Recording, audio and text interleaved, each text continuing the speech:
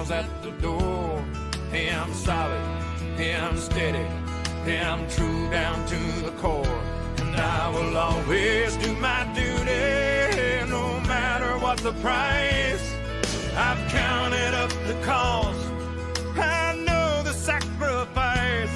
Oh, and I don't want to die for you, but if dying's asking me, I'll bear that cross with honor, 'cause freedom don't come free. I'm an American soldier, an American. Beside my brothers and my sisters, I will proudly take a stand. When liberty's in jeopardy, I will always do what's right. I'm out here on the front line, sleep in peace tonight.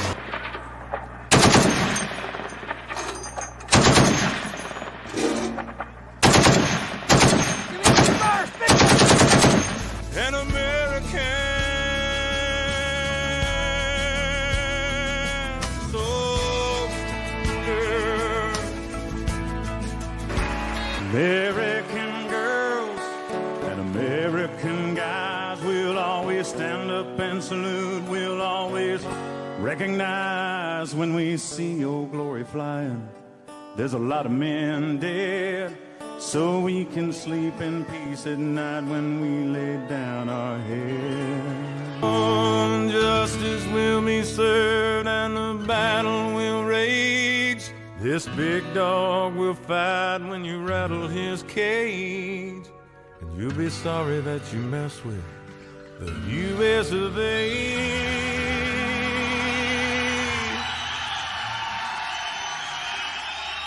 'Cause we'll put a boot in your ass, it's the American way. Hey, Uncle Sam, put your name at the top of his list. And the Statue of Liberty started shaking her fist. And the eagle will fly, and it's gonna be hell when you hear Mother Freedom start ringing her bell. And it'll feel like the whole wide world is raining down on you.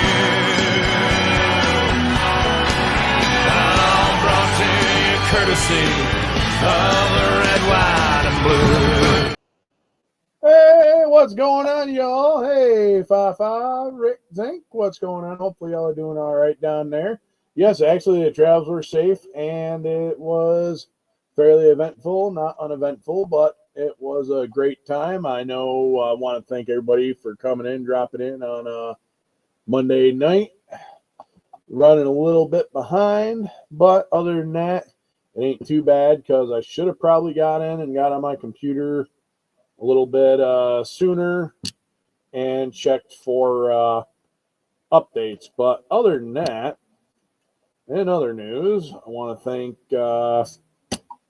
Fafa for doing Monday night there. I stopped in for a few minutes. Me and the wife were sitting there on the couch watching the movie. So we're just kind of in there. So thank you for doing that. So we got 7 watching. I want to thank all my old subscribers, new subscribers, friends, family, everybody who comes in to watch me on a Monday night. Thank you. As well deserved. Hey, what is going on there, Linda and Rue? How we doing tonight? Welcome. Glad to see you guys here hanging in there. No, that's all right. It's all good. I sat there, and Monday was actually great because we got Mr. President Trump in charge. He's back in the seat. So want to give a shout out to all my veterans, first responders, and law enforcement. Want to give a shout out to them guys because they're out there keeping our ass safe every day, keeping the wolves at bay. Oh, that's right, I forgot. That's all right. I'll just leave the fruit flies in there. Apparently, I forgot to clean out my shot glass, and yeah, that's all right. Extra protein. So, let's do a shot. Hopefully, everybody had a good 2 weeks off. I know I had a good time. Oklahoma is the place for me. Now, we weren't able to pull trigger on anything, but I got a lot of information, a lot of recon, and a lot of... hey, Mike, what's going on? Welcome, welcome, welcome. So, here's to those who are currently out there protecting our ass every day, the ones who are home and abroad, the ones who didn't make it home, the heroes, the men and women in uniform, my brothers and sisters in arms. Here's to you. Salute.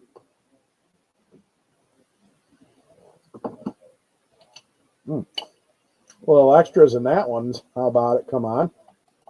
Oh, shit. So, let us get through our prayer list. I got not really as far as stash ad additions per se, but I did actually stop at a place. Some of the first tokens did go out, as well as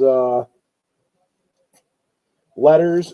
Some of them got kicked back to me and did not make it through the post office because some people I sent out, and well, needless to say, even though I sent them out, they come back. So I got to get some different shaped envelopes because I had to stuff 2 letters, 2 tokens, because I still also have the 2023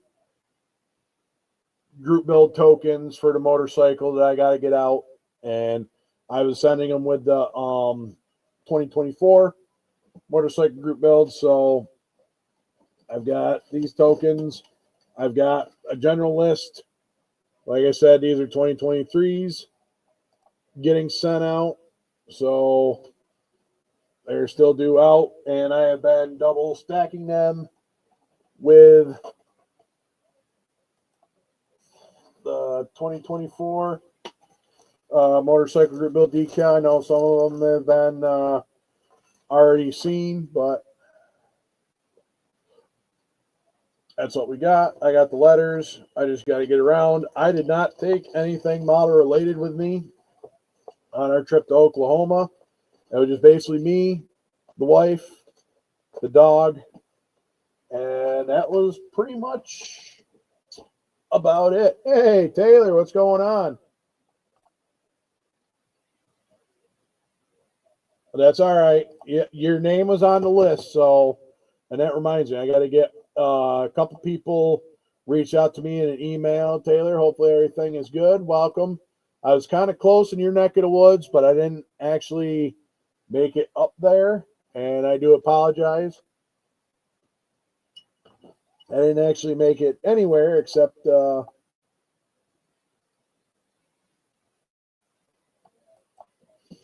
right. So anyway, we'll go over to prayer list here. If there's anybody needs to be added, let me know. Oh, hold on, I forgot my scrolling banner at the bottom. Jesus Christ, disappear for 2 weeks and forget my ass and head wasn't attached. So nothing wrong with that. So it was a good ride down. So I'll cover that here in a minute. Anyway, we got Big Charlie, Brian over at Got Fuels, Mark and Amanda Batson, Gary Tannick over at Classic Plastic, Marcy's father, Sean's wife and his family, Lewis and Andrew, Ernest's mother, let's see, Tim Phillipson and his family, my broski Tur, Mr. Radcliffe,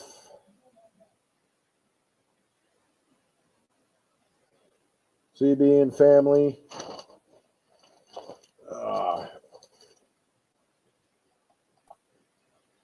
No, believe it or not, we're not buried in snow there, Mike. I hear you guys are. I come down there with my snowmobile and dig you out.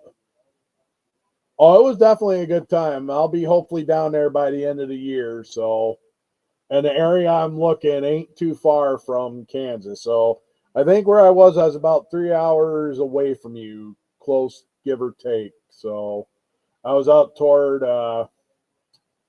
we stayed out in Monkey Island. So is where we actually stayed out there. But we're looking at property over Nowata, Veneta, kind of like that northeastern quadrant. So let's continue on with the.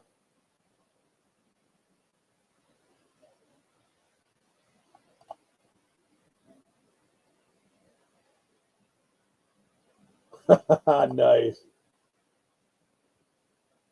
Oh, that's right. You're in the middle. I wasn't sure how far. I've been seeing random pictures and stuff like that of the people in Florida who got the snow. I don't. Yeah. So so that's pretty cool. And I've also got some flyers here. I'm sure you're probably familiar with Top Shelf Models, but we'll go over that in the mail call. So. Oh, you ain't kidding, Fafa. There are going to be a lot less people. I'm going to be one of them. So I'm getting out while the getting's good. I mean, I might as well. So continuing on with our prayer list, Chuck Jorgensen's father and his niece.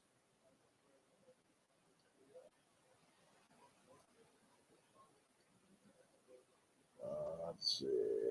Mr. Doug Hensley. And Frizzo and his family.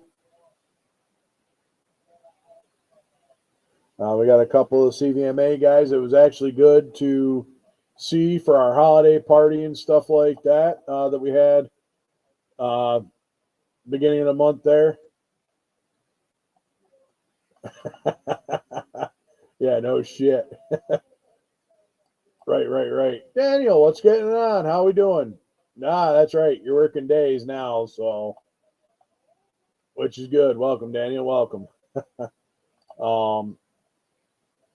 Anyway, here's some of the people that, like I said, ride with and stuff like that as far as CVMA. Mrs. Ski. And then we got Rob, aka Lucky. He was at our holiday party. It was good to actually catch up with him. He's doing better. He's still got a lot of work, a lot of physical therapy. We just kind of keep him in thoughts and prayers as well. Sidecar Bob, Fred Carey, aka Sarge, Bandit's wife, also Mr. James Morris. I got to reach out to him. It's been a while since I've reached out to him, but Mr. James Morris, I know he's got motorcycle tokens. He's in group build, and I got to get his tokens out to him as well as everyone and stuff like that. So read them, not send them. Nice. Then we got Mr. Steven Stenard, Steve at Small Scale Adventures RC, Edward Leonard and his family, Steven over at Scale Speedworks, and then we got Tim Nolan's daughter still recovering.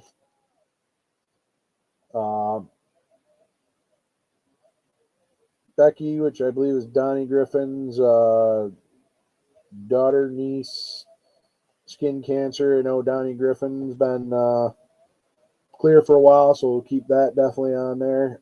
Terry at Model Car Body Shop. Craig at D Factory Rat, his mother. Miss Rhonda Wiggins. And Terry too. And Justin over at J Hart.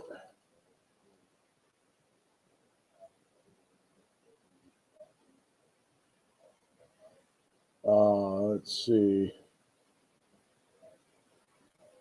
And then Tiz, aka 2AHD Cat, it passed. Let's see, I covered that.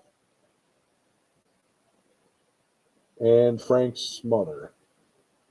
And I can't remember which Frank, because I didn't just put it down, I just put Frank's mother. So, with that, so we'll take a moment of silence, say a quick prayer and stuff like that, and we'll go through there. So, nice.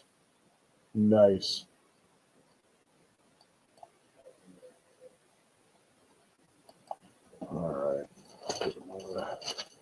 So, say prayer. On here. I gotta add some people to the motorcycle the list. So do a moment of silence, however, or whatever higher power that you pray to, or however you observe.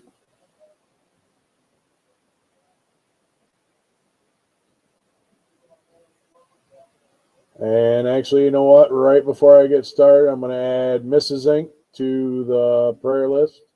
Hopefully, everything is all good. So, yep, not a problem. Jesus. All right. Go back to it. All right, Mr. All right, let me grab my pen here.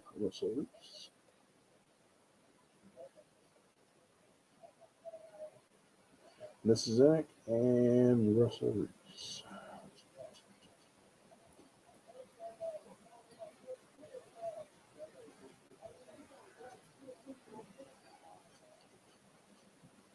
Oh my damn. Oh, that's rough.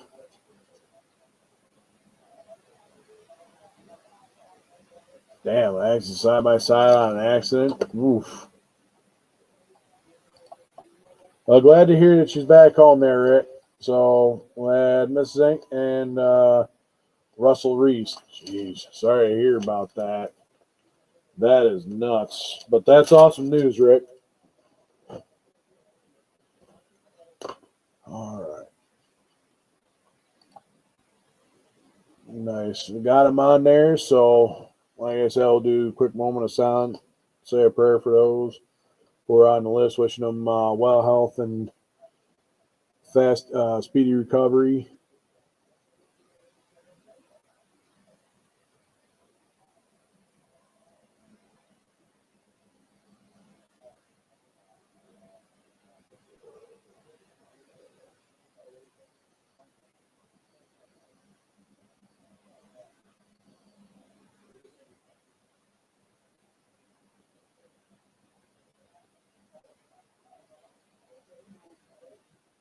Amen.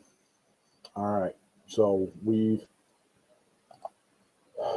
sorry to hear. It's been a hard year for a lot of those starting off, especially in 2025. But we definitely feel for those, and that's why we do this. Because everybody needs a little bit of help, regardless of however they roll.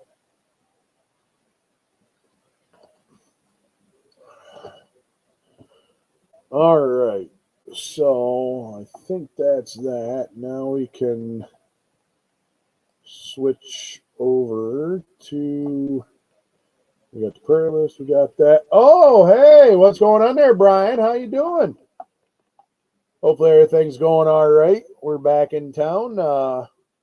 So that's what we be doing. We be here.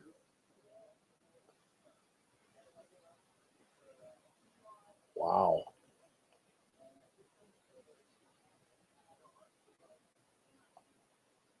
Definitely guardian angels watching over them, Mike. Nah, the live's already been shot as soon as I showed up today. So, um, anyway, all right. Let us jump over to our mail call.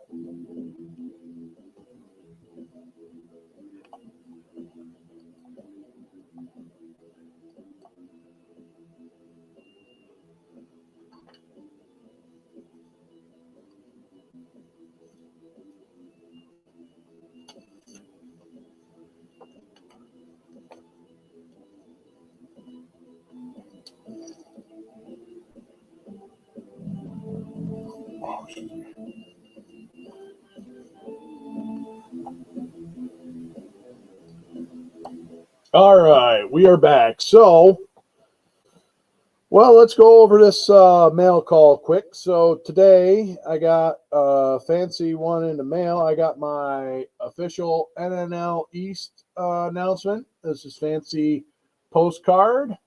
aka from Mr. Tom Geiger. So this 37th annual NNL East retro theme going around in circles, circle track vehicles and race team transporters. 25th anniversary of NNL East 14 is on the 24th. I'm sorry, 26th of April, 9 to 4. And it is located at the Wayne Powell Building, One Drive, Powell, New Jersey. Go hit them up. Check it out. If everything goes right, I will be there. Unless something happens and I don't end up being there, but I will be there. So I'll probably end up having to stay at like some rat-infested hotel in New Jersey. New Host Hotel has whatever. I'm sure all the reservation links and stuff like that are already pre-full. So, and at least I got my official postcard. And since I'm kind of going over shows, yeah, no kidding, Fafa. Hey, that's all right. It ain't 100%. Last year I did it the other way. So this first one is going to be Mr. Jamie G's Christmas card. Now that Canada finally pulled, all the stops out and they got their mail going. Yes, actually I did, but I'm not anywhere in a position to pull trigger on it. The 3 that I had lined up, they actually had pending offers on them. So the first night we went down there, it was like kind of drove straight through, got down there, wanted to get down there, settled into the Airbnb, and then basically I slept and it's been a while since I've had to do a drive like that. So anyway, so it was me, the wife, the dog, and went down there. So first night there was kind of and then the next day was just kind of getting settled in. Everything looked up, and I went and looked on Realtor to get the addresses of the 3 places that we were going to go look at that following day, and it said pending on the website, and I'm like, what the hell? Pending?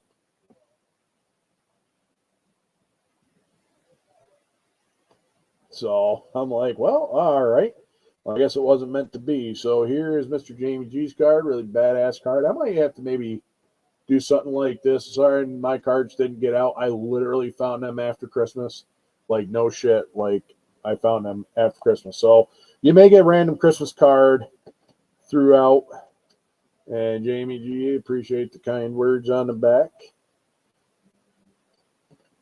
Badass Christmas card. So anyway, but I do have a beat on a place that was a bank foreclosure. But the only problem is, though, as far as cash is concerned, I ain't got that kind of cash laying around. So, hey, what's going on, Mars? How we doing?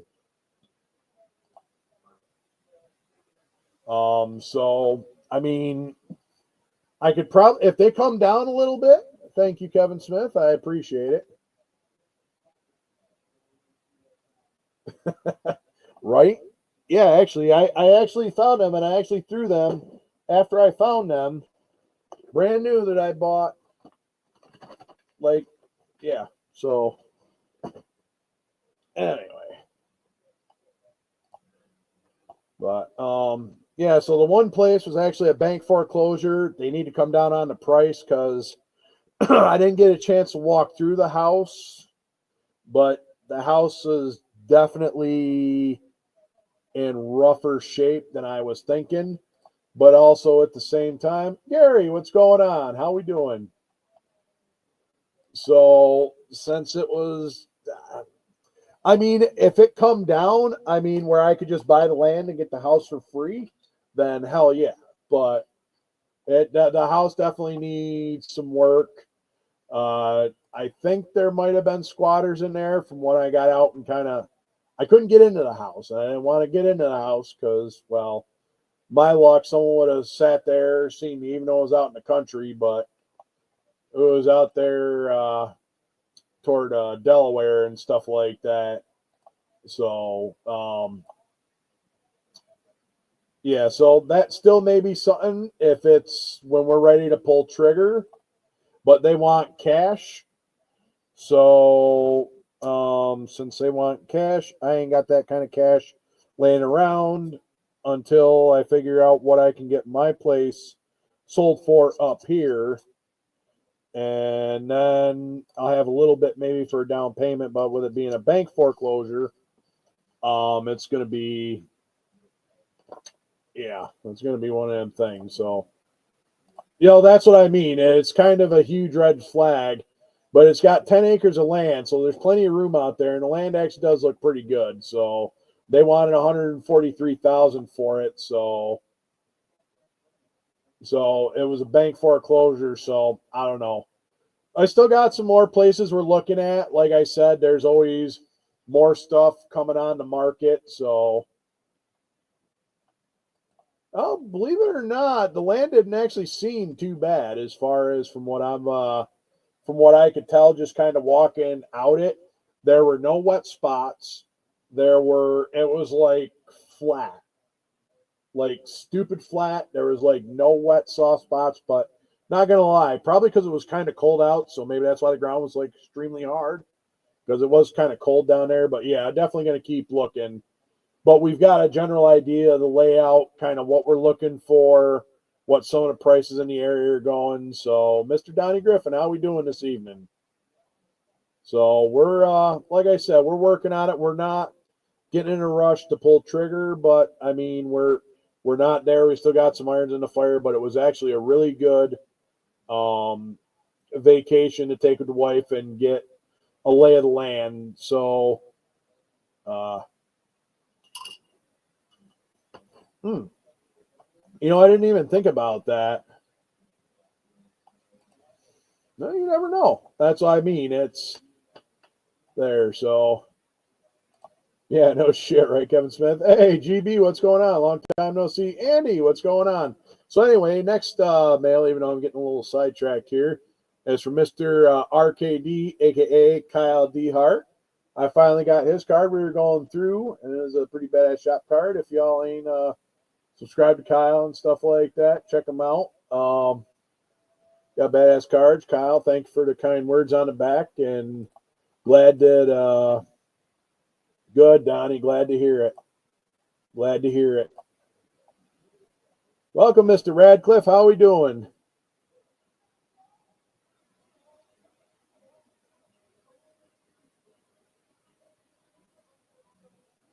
So, but got a badass card. I know most of us are subscribed to him. If you're not, go check him out. His email and stuff like that is KyleDHart5@Yahoo's. So, oh yeah, Kyle's definitely awesome. Good dude. So, yeah, like I said, we're still looking, but it was actually really good to go down there. And this one is from Mr. Carson, Tim Carson. I got his shop card. And funny story, I did not realize that Mr. Carson lives about 2.5 hours west of me. Good. Glad to hear it there, Mark. Glad to hear it. So, I did stop at Route 66 Harley Davidson in Tulsa. So that was actually pretty good. Walked in, guy tried selling me a Harley. I said, no, I'm not here to buy. I already got one. Just need to pick up some poker chips. So, hey, what's going on, Justin? How we doing? Oh yeah, Tim's a hell of a builder. I didn't realize we actually lived that close to each other. I literally, on my way home, I drove through Tonawanda. So this is Mr. Carson over there at Box Dot Garage. Got a pretty badass diorama, a couple cool builds on there. That's that Foose Ford and the 71 split bumper Camaro. Pretty badass. Finally got shop cards. Yo, what's going on, Twisted? How we doing? What's going on? How we doing, Joe? Doing all right? Welcome, Mike. Glad to see you. Got the email. We're just going over a little bit of a mail call and yep, true story, Kevin. That's kind of up in there. I got a couple weeks worth of that saved up there. So as far as the border wall stuff like that, good. Glad to hear it. Hey, Chuck Knapp, what's going on? Welcome to the party. So while I was down there at in Oklahoma, the only model shop I stopped at was Top Shelf Models, and it is on a South Main Street in Owasso, Oklahoma. And Royal K. Stewart is the manager. He's got a hell of a stash. It is a lot of stuff.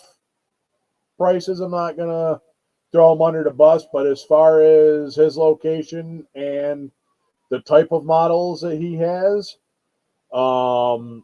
is pretty solid for the area he is in. Well, yeah, razor wire is always good, Kevin Smith. You got to have it.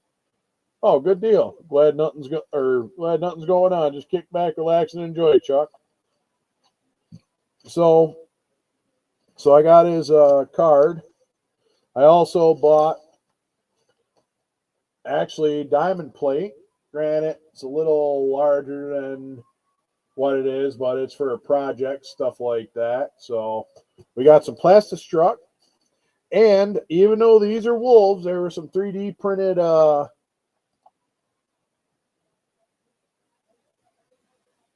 right, exactly. Slow people down.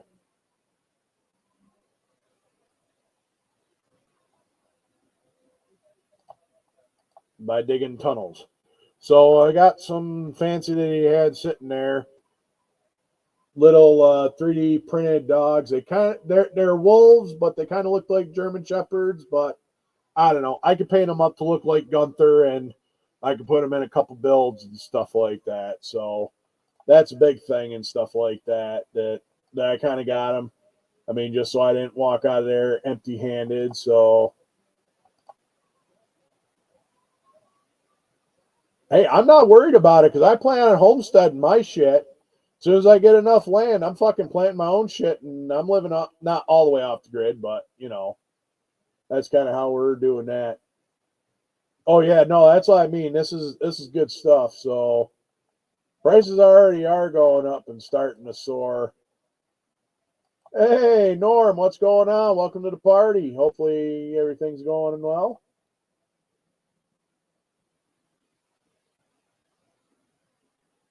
They're harassing legal folks. Nah, they should be harassing illegal folks, the ones who have already been arrested and stuff. Yeah, they actually did that. I know a couple of soldiers who ended up doing that, but believe it or not, they ended up actually sitting there once they realized, you know, it's this is back. Oh shit. God, when the hell was that? I want to say that was like in the Obama administration. It was after I got off and been in guard for a while.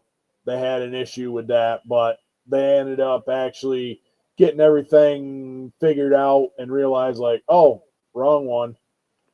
But they were working on actually getting their paperwork. Once they figured out their paperwork was actually done right, then they, you know, and you're going to have that regardless of whatever happens. Yep. All right. Let's see. Oh, they always put taxes on titties.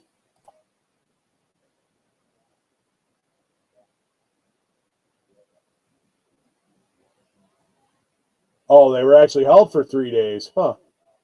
I didn't hear about that one, but I also was like, okay, it happened last week. Well, I mean, as much as it sucks, it is what it is. Not trying to be that guy, but at the same time. So we got these fancy little figurines and stuff like that that kind of look like Gunther, but I'm pretty sure they're wolves, but I could throw them in whatever builds I want to. So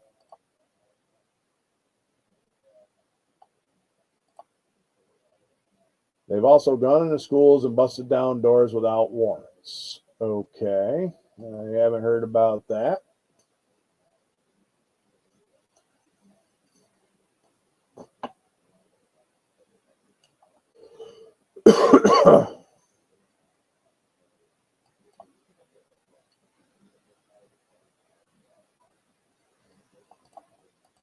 If you go through the process, no problem. That's what I mean. You go through the process. I mean, you know, like I said, that was shit. I went through that with a couple guys, like I said, back in actually I think it was 2012 or 13. I think it was 2013 when that happened, especially with some of the soldiers. But they were in the process and didn't know, and they also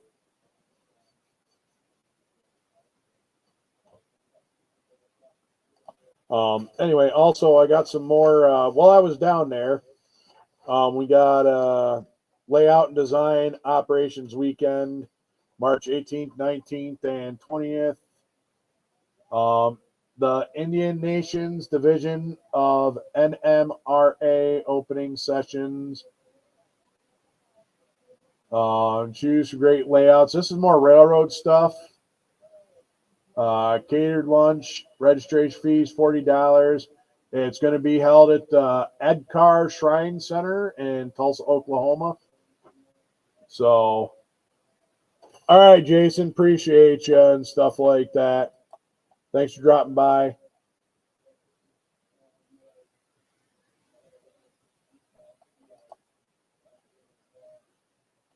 Enjoy dinner.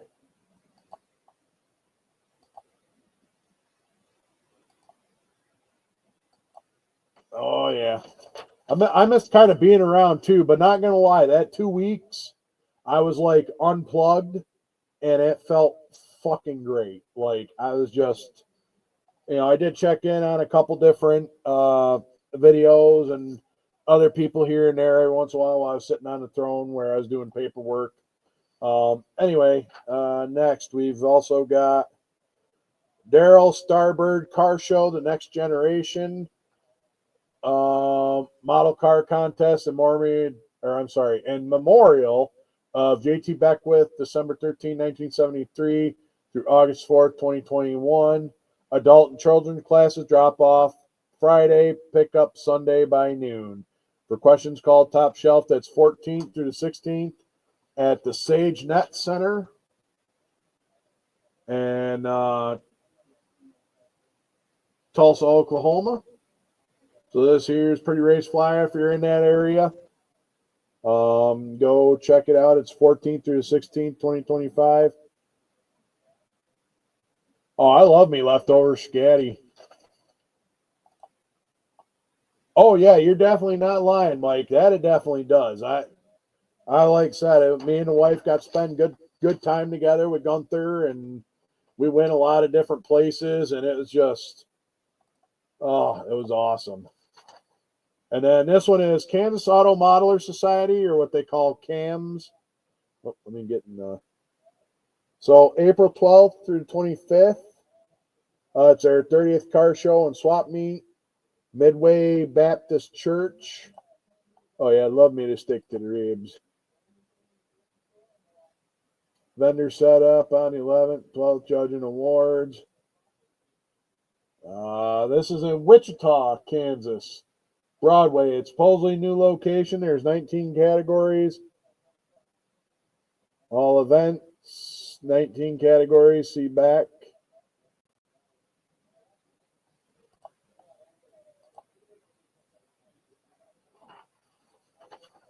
Oh, there's two of them? Okay, well, this here is the back side that has all of the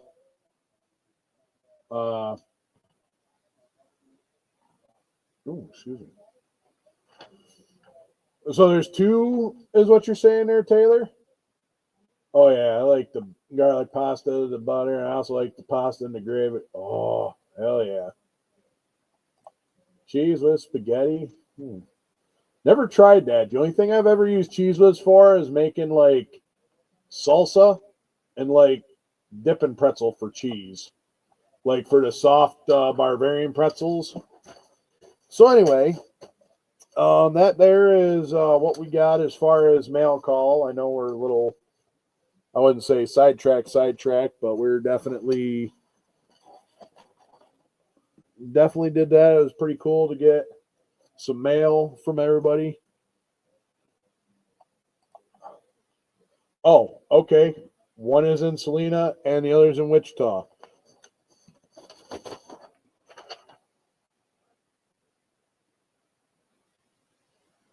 Yeah, this is the flyer for the one that is in Wichita, or yeah, in Wichita. So I didn't know there was two of them. That's actually good to know information.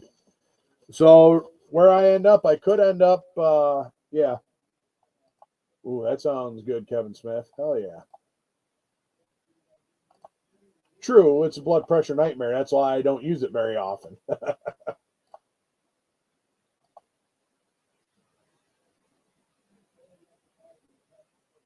Saltine crackers and milk with cheese with. Or is that in buttered noodles? All right, we'll be here for a while or whatever. So,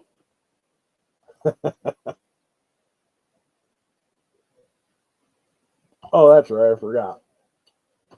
I also picked up while I was down there a local brew brewed in Stillwater, Oklahoma, aka Iron Monk Brewing Company. It is their Oktoberfest. Love me a good Oktoberfest. So it is a Marzen style lager, 5.8 by volume. So we're gonna probably crack this open. Leon, what is going on? How we doing? Oh, gotcha, Taylor. Leon, welcome to the party. How we doing?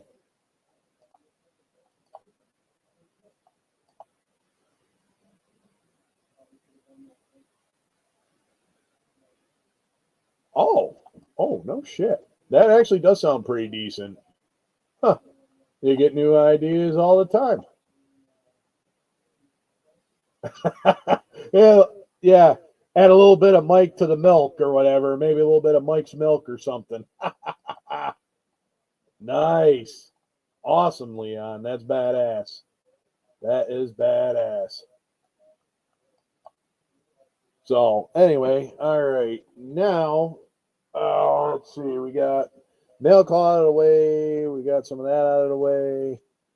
We got a prayer list out of the way, which is also there. Hey, Chuck, what's going on? How we doing? Welcome to the party.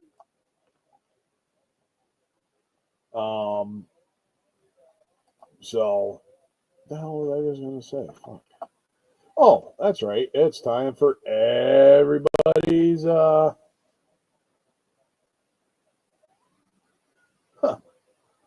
Sounds like it would be pretty good. All right, let's jump over to everybody's favorite time.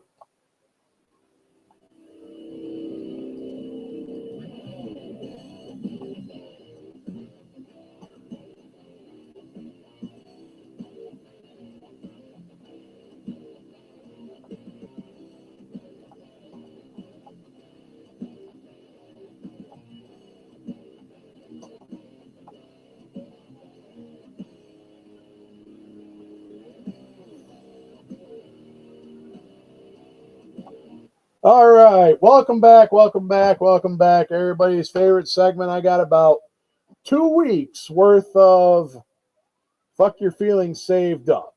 So I know that's like weird. Everybody's out there jonesing. Shit, nobody's got that. Damn it. Yeah, it's hard to do this, it's hard to do that. Okay, for starters, I want to say everything went well on the 20th when Trump got back in the office. Everything is changing. And Biden's executive orders, 90% of them are no more. So we can get back to business as usual. So, welcome back, President Trump. Here's to you. And getting rid of fucking diversity. But I'm sorry, let me jump back because I got to try to do this in chronological order. So, okay, California wildfires. Okay, now I'm going to start off by saying why. That's all right. It is what it is. You know, everybody voted for it. And if it's not what they voted for, then I honestly don't know what to say. But anyway, so starting off with the California fires. Gavin Newsom, you are a piece of shit. You are so focused on diversity and inclusion. Exactly, Brian. Same here. So you are so focused. Oh, I know. I got friends who voted for whoever, and that's your thing. You got the power, you got the vote, you can vote for whoever you want. That's all fine and well. I'm not knocking that. That's why we live in America, even though we are free to something like that. Oh no, he's definitely a shitty human. But everybody focuses on diversity, equity, and inclusion, which should be really die, because if you start placing people in places not based on merit and stuff like that. Hey, Slogo, what's going on? We're here. Let's see. Yeah, the United States Postal Service ain't worth a shit. I mean, I got to do something different about that. But that's also kind of going to one of the other things there, talking about federal contractors and being a federal contractor myself. So let's kind of stick with the forest fires. I'm going to try not to jump around and try to hit everything in chronological order. So, anyway, so with the fires, the people in charge, I don't necessarily feel sorry for them because they're the ones who fucked up. You know that California is sitting on a tinderbox. If you do not take care of the tinder that's under there, you were told to clean up all that loose brush and debris. Okay, nice. All right, I'll go check that out. So I'll pull up that other flyer. So yeah, give me 2 seconds. I'm going to pull up this other flyer. So this is actually another CAMS flyer of Selena that I got from Taylor. He actually sent it to me and stuff like that. So that's actually pretty good, and it's on the same day. There's pretty much the same. I don't know. Will I be able to read some of them?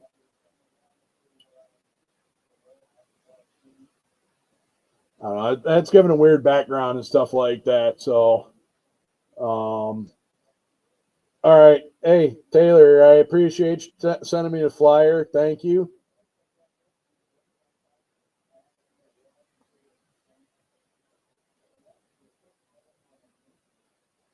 All right. Send oh shit, he actually texted me 43 minutes ago. Fuck, I didn't realize that.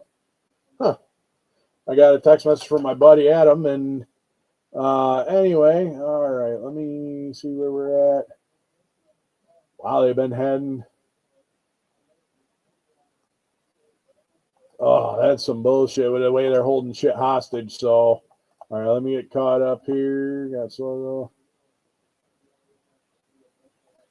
Well, they should have never actually, when they had the fires, they should have cleaned up all that debris, which they were told to a long time ago, because there's a lot of people who smoke dope and they set shit on fire.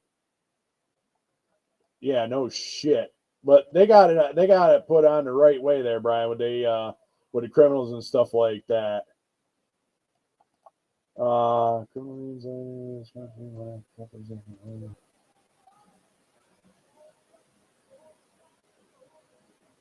Yeah, exactly, Brian. I use salt water from the start.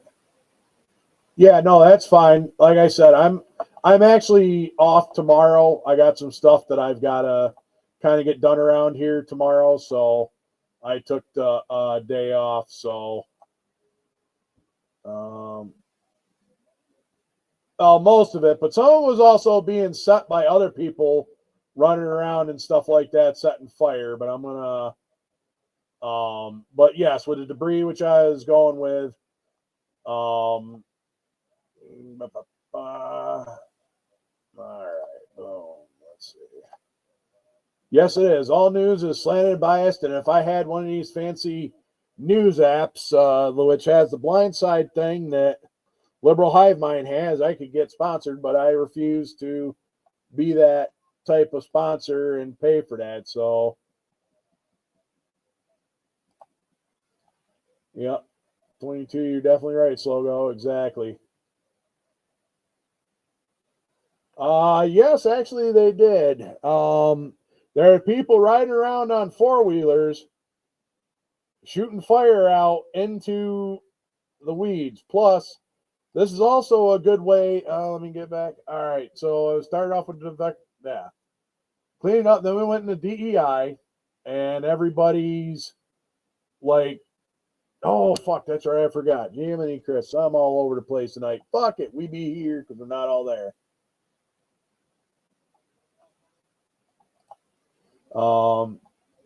Yeah, ancient polls. Hey, what's going on, Curtis? Nate? Not sure which one's there. How's everything doing? Sorry we didn't get linked up in Oklahoma, but I know you said you were going on missionary. So, all right, Mike, I appreciate you. Thanks for stopping by. Enjoy your evening. Okay. How's everything going, Curtis? Wow. German criminal alien shot a... No shit. Huh. Interesting. Yes, that is true. California is definitely full of them. I could probably pull up the video. Actually, Liberal Hive Mind actually covered it. No, I'm gonna have, you know what? Let's come off half cocked because, well, we can.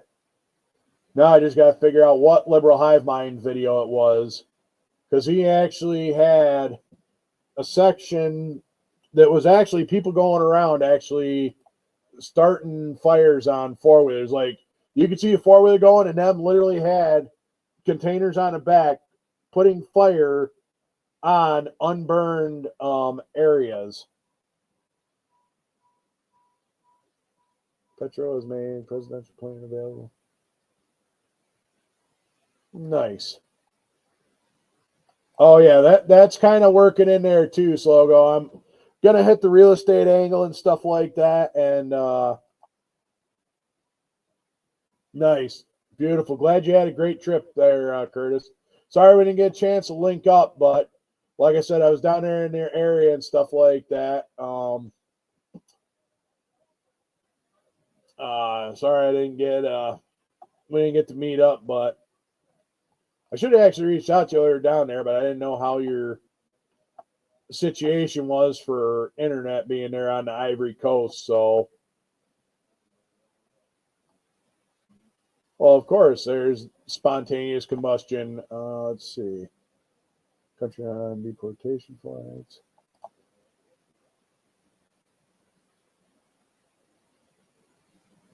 Oh, yeah, no, yeah, definitely question everything.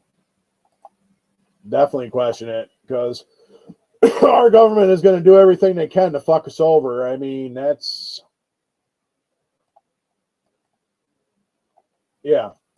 I'm gonna have to do a rethink on that. So, diversion, equity, and inclusion. You got the fuck, what the hell they call that fire chief there? I don't know, a token black chick and a token white lesbian there, and then you got that other diversity hire that doesn't know how to run a fucking country, or not. I'm sorry, California state, wherever the fucker. Oh, Palisades.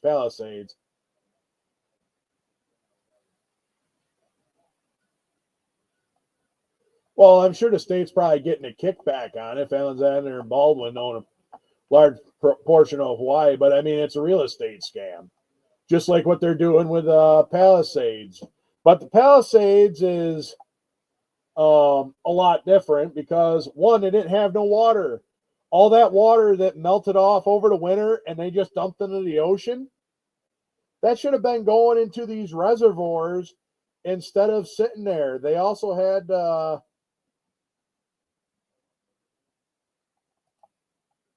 oh, hell yeah, Curtis. I'll probably be coming down there probably about the next month or two. Well, probably over the next couple months, and we'll definitely do that. So, because I'm gonna bring stuff down for putting storage down there. So, I got a buddy of mine who I'm gonna have check on it because I'm gonna put storage kind of where he lives, and it's like one of the storage units down there, and I'm gonna run a bunch of shit down there, and we're gonna do it. But yeah, I'll definitely reach out to you. I'd love to definitely go for a ride. It was a little cool, but it was definitely good riding weather down there. I've seen some guys out there on bikes. Oh, excuse me. Look at the Fifth Ward. Ooh.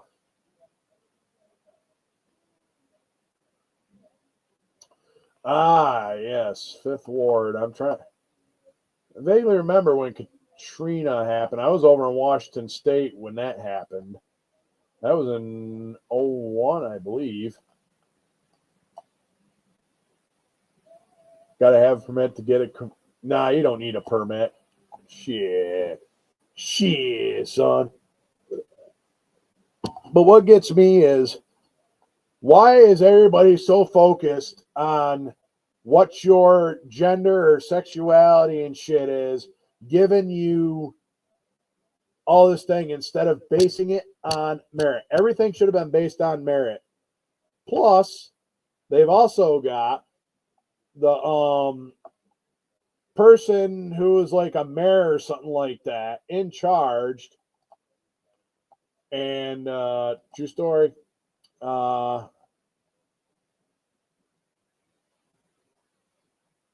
Oh yeah, no, definitely. Like I say, just dress for it, and that's all I mean. I've seen a couple guys out there and stuff like that. It was awesome. I'm like, shit. But I didn't bring my bike down, but it's awesome. But yeah, we'll get that. Hey, Mr. Jamie G and stuff like that.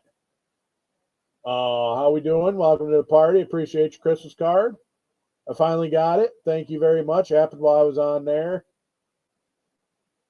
Right? No shit. Equality for everyone. It doesn't negotiate merit or skills. Actually, it does, because they promote people based on their skin color and not the job that they can do. That's the big problem with DEI, and I'm glad that Trump has finally gotten rid of that. But that person, that fire chief who fucking upped the Palisades, got like $455,000. For what? For burning the fucking Palisades to the ground? Come on now, people. It's just a lot of people out there in California ain't that fucking smart. You could actually have a great fucking state. Oh, you're working tonight? That sucks. What time is it? Oh shit, it's only 8 o'clock. Okay. I mean, it's just one of them fucking things. Like, why is, like, I don't expect to get a job just because I'm a fat fucking disabled veteran. You know, okay, I get preference. Ooh, what they fucking do. But also at the same time, it's like I want merit-based shit. And I've said this forever. Even in the Army has gone that way. That's why they want to get rid of people like me who does not believe in the DIE, diversity, equality, and inclusion, which is basically racist, but it promotes people that does not need to be promoted, in my opinion, because they base it on their skin color, their sexuality, their diversity, gender, whatever fucking you want to do.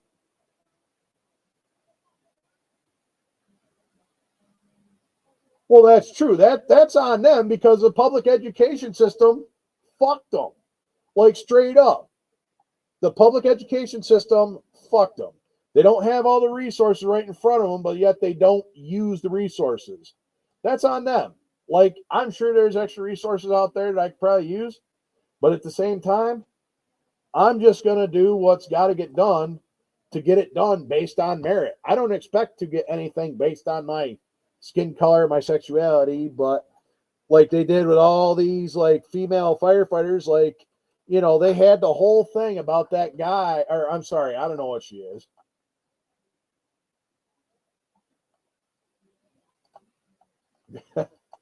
Right.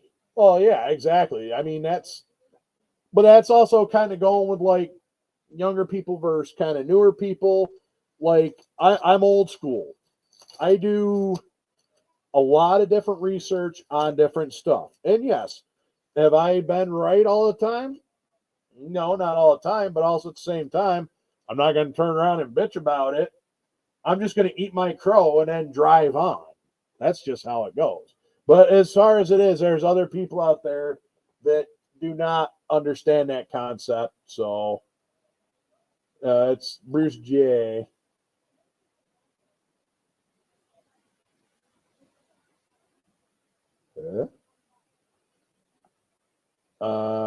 Yeah, Bruce Jenner is always going to be kind of Bruce Jenner. Just because you can slap a set of fake tits on and stuff like that doesn't mean you're a woman. So either way.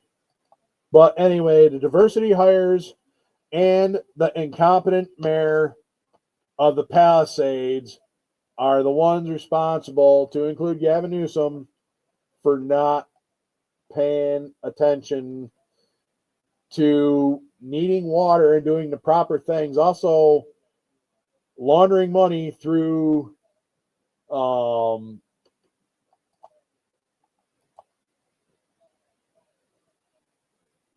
actually, to be honest with you, I can't say anything about 70s. I wasn't there. All I can know is from like probably like the early 80s up to now. So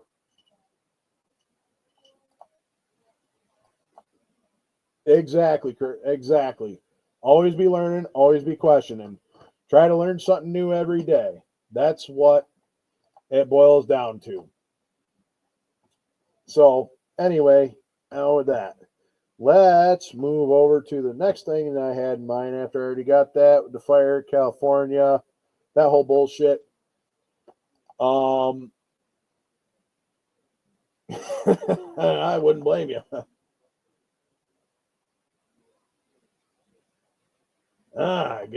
Get it retired. Exactly. Exactly. That's all I'm saying. The proper forestry cleanup.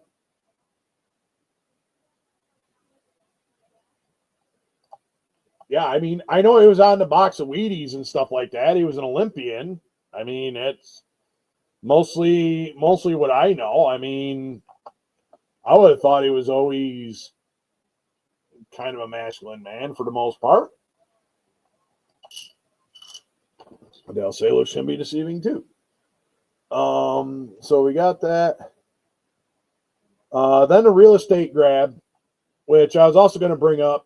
Everybody in Hollywood and stuff like that is shitting bricks now, but they're also very happy because all the Diddy documents are probably lost in the fire in the Palisades because all them alleged child molester celebrities and stuff like that sitting there and lose all that documentation about the Diddy parties and the baby oil and everything like that. I mean, it does suck, but if you want them Democrat leaning blue people and stuff like that, oh yeah, runners are always lean. That got like shit. Yeah, I know quite a few of them in the army. They were always, but they were also like actual runners too. So, anyway, where the hell was I going with that? That's right. So this is a good way that a lot of these people that supposedly supported the blue people just got based because the fire insurance was canceled, which I think it was through State Farm. So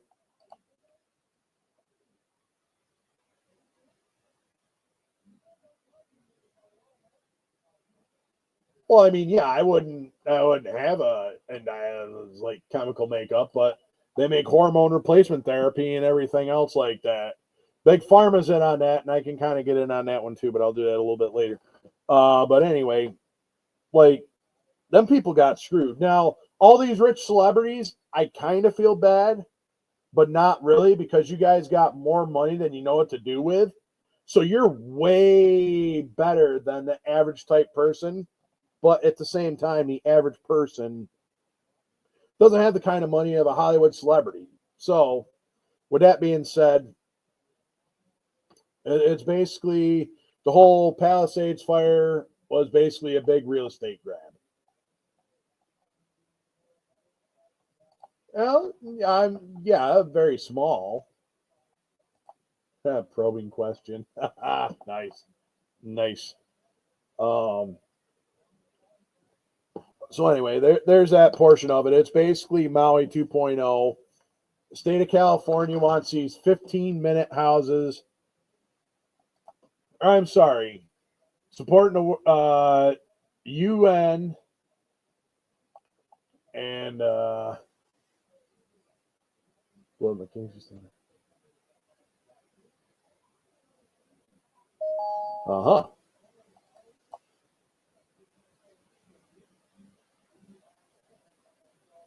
And these are folks with mental issues. That is true. There's definitely mental issues and stuff like that.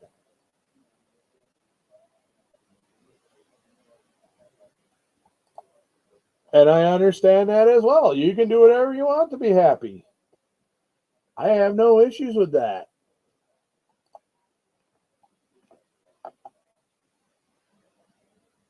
They're saying Superman doesn't make it snow. Oh.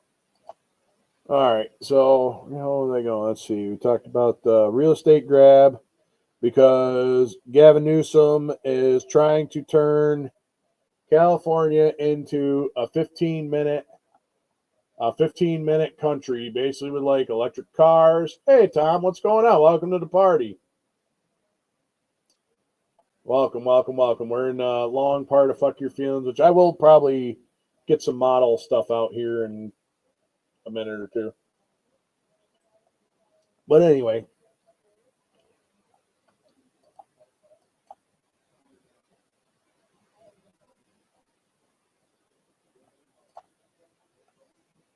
Exactly. It goes both ways.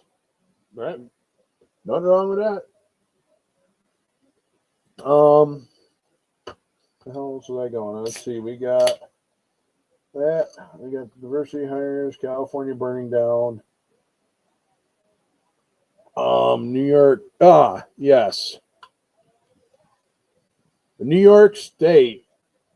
What a piece of shit governor of a cunt they have running this state. Then you got Eric Adams. This fucking guy is definitely a diversity hire.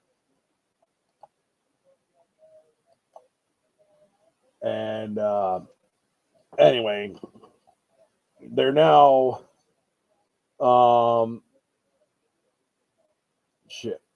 they're already talking about funneling money to the MTA. So the whole congestion tax was basically a money laundering Hey, oh great. So we're gonna take a quick break here for like 2 seconds. Family go through. Come here. Hey. We got a new I should say, got her birthday present. No, come here, Kurt. Hey, come here. So, relax, Gunther. No. It's easy to deal with. So this here is Teresa's birthday present. Okay. We have the new puppy, Gabriel James, aka he's about 9 weeks old, and he's a hound mixed with something. Watch the paws. I know, but there he is. I don't know what's going on, but Gunther had him in here, and I need to take him back out. But this is Teresa's puppy. This was her birthday present. He's, like I said, a hound, and he is about 9 weeks old. Gunther was tailing him in here, so I don't think he's a bloodhound, but he's definitely, yep, his name is Gabriel James. He goes and gets all of his shots and stuff like that on Friday. He gets all his shots and goes to the vet and gets all of his stuff. So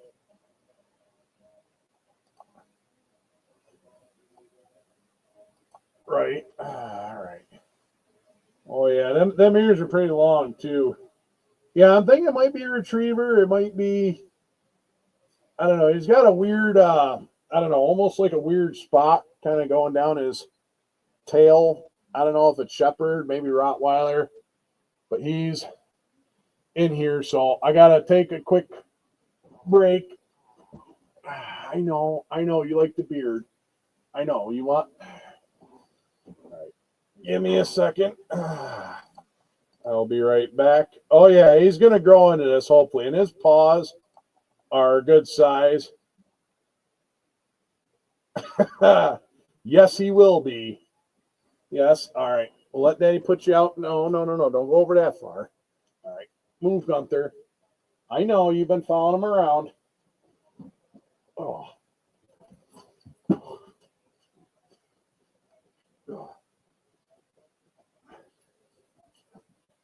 Come on. We'll put you out here. You want to spend some time in your crate? Actually, I should probably take you outside, but here. Let's spend some time in the crate. Decompress. Gunther, get out of this crate. Get out.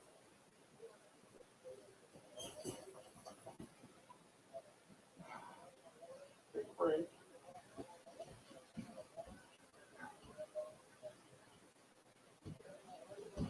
All right.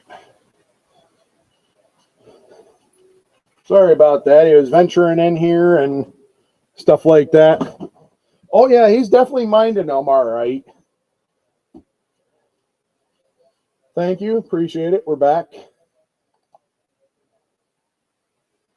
Yeah, that's what I'm kind of thinking, Marcy. I don't know. So I might get him a doggy DNA test and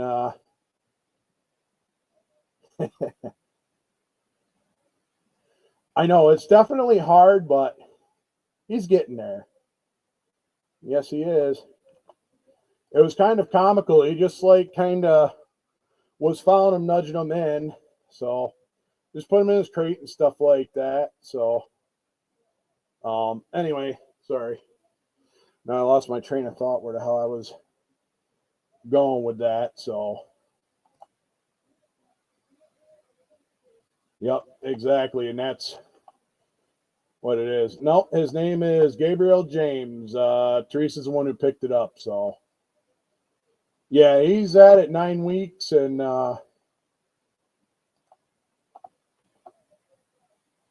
yeah. So that was Teresa's birthday present. Also, Sunday was Teresa's birthday. So yeah, definitely looking at that.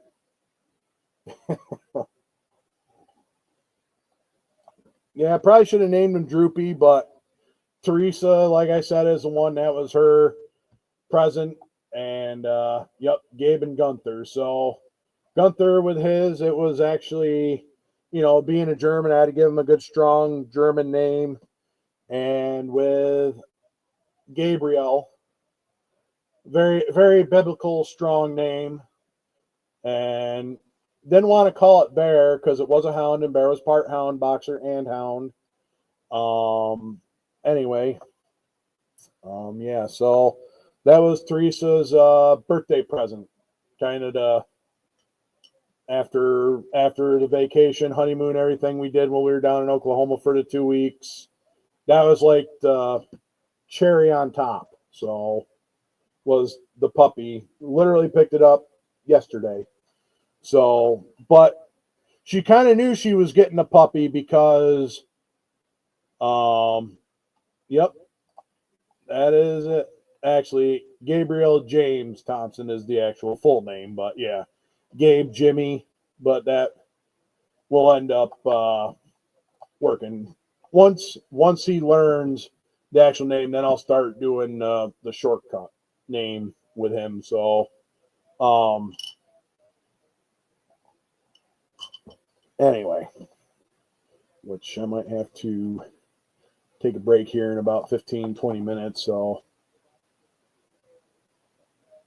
Helmet. Hell yes. Exactly, Slogo. Exactly. So, but Teresa's the one who chose the name. So we got Grey Ghost the cat. We got Gunther Hans, the German Shepherd. And then we've got a hound mixed, I don't know, probably golden, something else. We'll get figured out what he's mixed with, but the mother is definitely a hound. So we'll and she named him Gabriel James because it, very strong biblical type name. So I'm like, cool, that works. So yeah. But he goes in Friday for all of his shots because it'll be 10 weeks and he can get all of his shots and everything, all his first round of shots. So we got a week. Helmet. Yep. Oh, hell yeah, I do.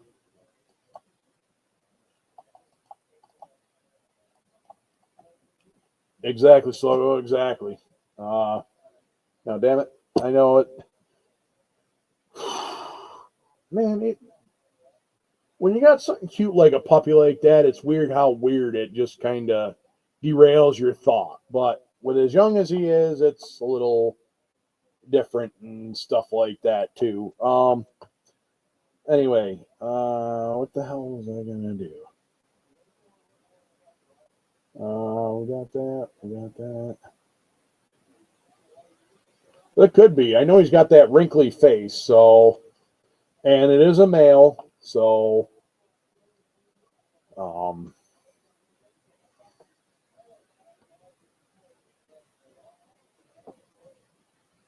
Gunther's in his crate. Okay.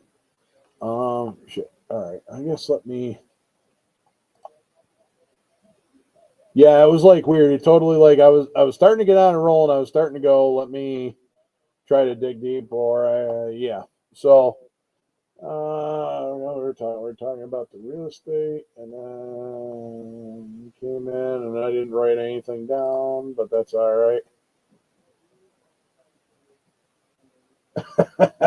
Yeah, no, that is true. That is true. You're definitely not wrong. You're definitely not wrong. Yes, that's right. That's what I was gonna do.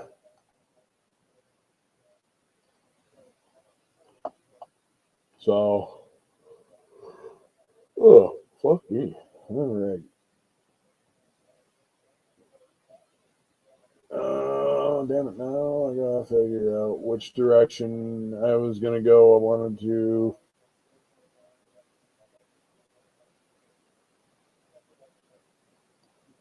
All right. My train just got derailed, so. All right. Let's go switch cameras over to here. All right, Curtis. Hey, thanks for jumping in and stuff like that. Glad you had a great trip on the Ivory Coast. And I will definitely reach out to you when I go down there to do the storage move and unit and stuff like that. So we will definitely catch you later.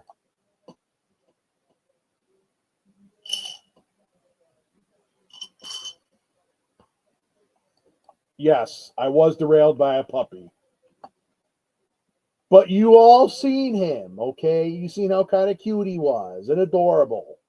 That's why I had to show him, because Gunther was following him around and he finally wandered his way into the hobby room. I didn't really check. It was just son of a bitch. All right, well, let's just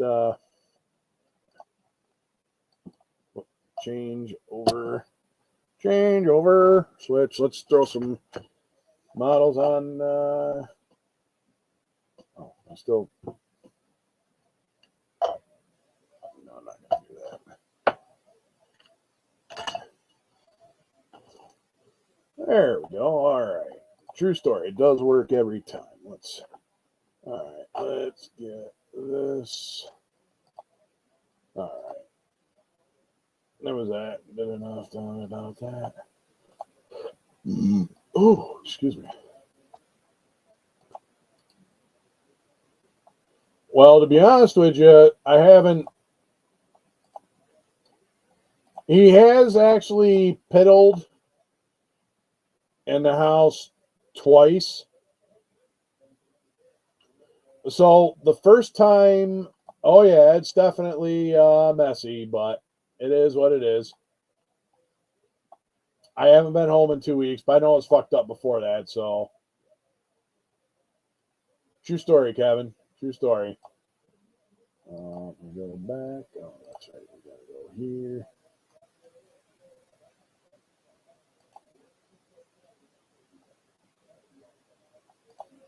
All right. I don't know how late we'll go, but we'll go for a while.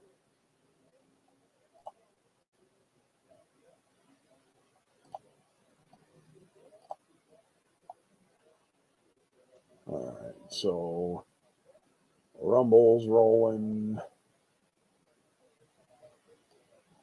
Oh, go back to StreamYard. Well, they've actually been doing pretty good. Gunther does get a little rough with them. And sometimes I got to tell Gunther, like, gentle, because he looks at, he's looking at him as an actual toy. Now, Gigi,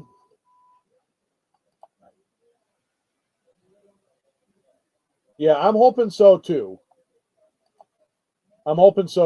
So but anyway, like I was saying, he ended up piddling twice in the house. So part of it was on me, because I was playing with Gunther and I was entertaining Gunther and I didn't see where he disappeared to. And he piddled. He piddled in front of the door. And then he also piddled in his crate, was the other place. Which I was like, I didn't know. I ran out, ran a couple errands, took Gunther for a short ride. Teresa was home, but I had brought him outside before I put him in the crate. And yeah, Hollywog and Cooper. I did actually drop the link. So if anybody wants to jump in, I'm going to probably fiddle with the motorcycle a little bit.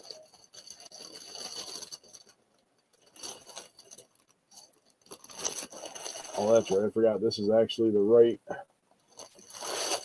It's already molded in color, so yes, that is true. He went to the door, but I wasn't necessarily. I was paying attention to him, but I'm also not trying to make Gunther jealous either, because Gunther is a very jealous dog because I'm his human. So yeah, but like I said, we're working on it with him. We're making sure that he's, it's like with everything, it's going to be a little bit of a learning curve. So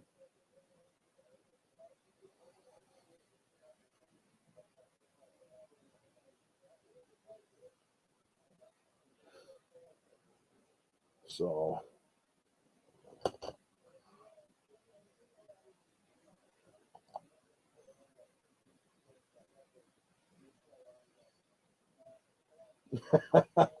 Oh yeah, thank you. I'm sure a lot of that's yeah.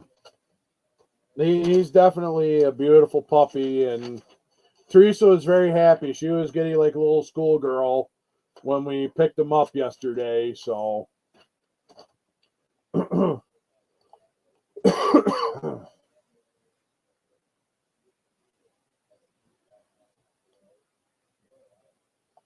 Yeah, well, he don't have a huge bladder, so I got to work with that with him. But, well, I can't really say much. I mean, Gabriel is well. I kind of made the joke and stuff like that because he was talking about getting another puppy, and then I was talking with Ducky, one of the guys I ride with. And he was saying, "Oh, well, I got just a puppy for you, blah, blah, blah. Price is right, free." And I'm like, "Oh, okay."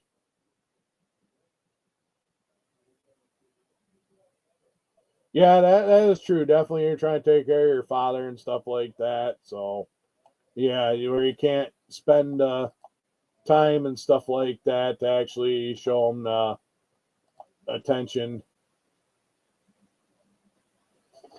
All right, so I think we've got this engine done. Let me look and see.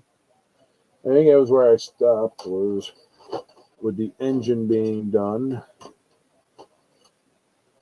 Oh no, here's that piece. All right, so that's this piece. Here's our spark plugs.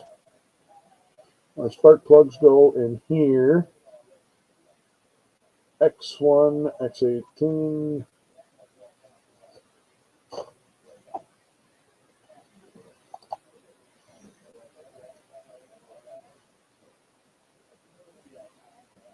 That would be cool there, Kevin.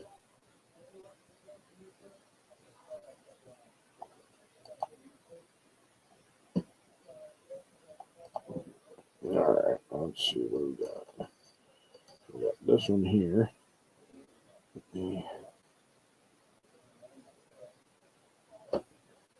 Maybe tomorrow I'll paint some stuff. I don't know. We'll see.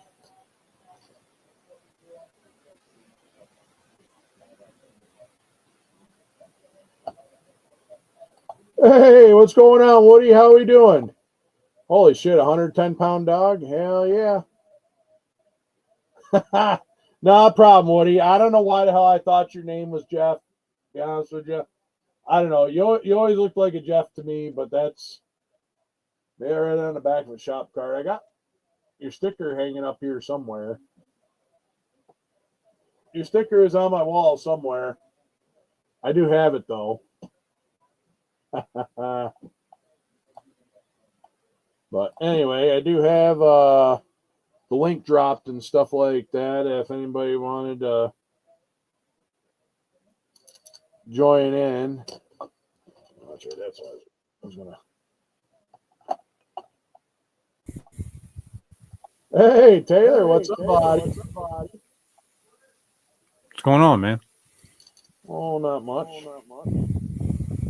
I guess you can hear me now loud and clear. Now I got a headphone. Oh yeah.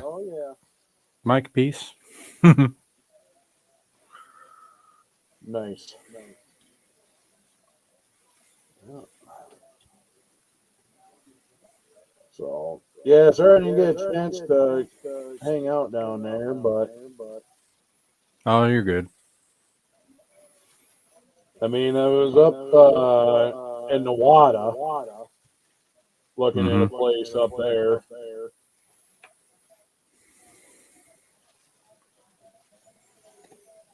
Like, how far from the border? Probably about 25, 30 miles apart. Hey, King Bob. Welcome. Is it more of like northeast or? Yeah, it's like more northeast. It's Bartersville, not far from Oh, okay. Coffeesville. Probably Yeah. about.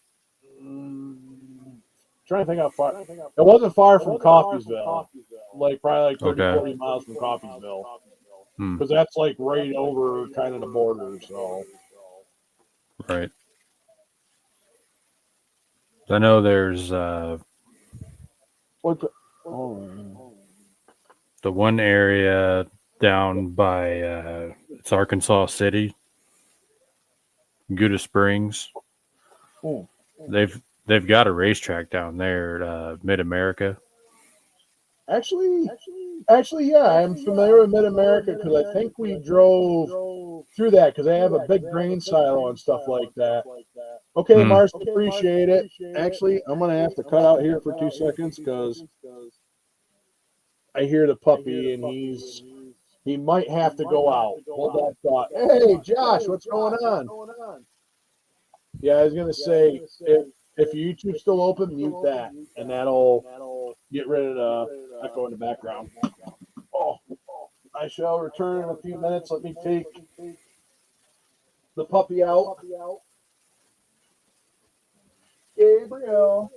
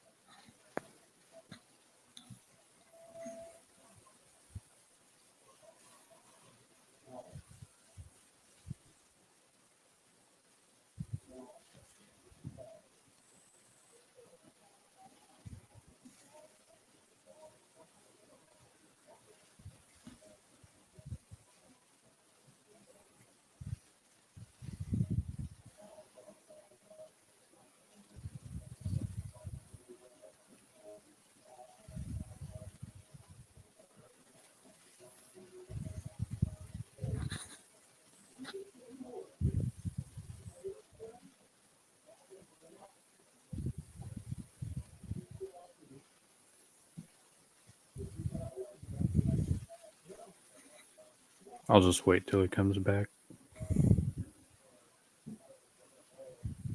It's probably what I'm betting it's probably the echo from my headphones because I got the volume up.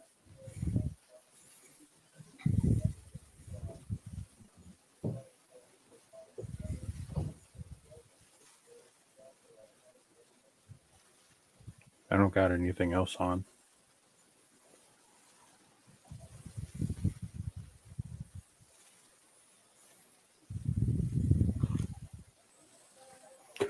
Well, since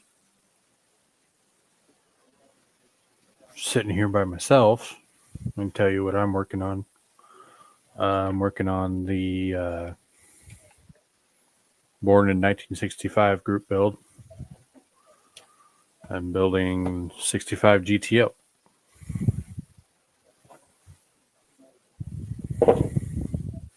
But I'm not doing it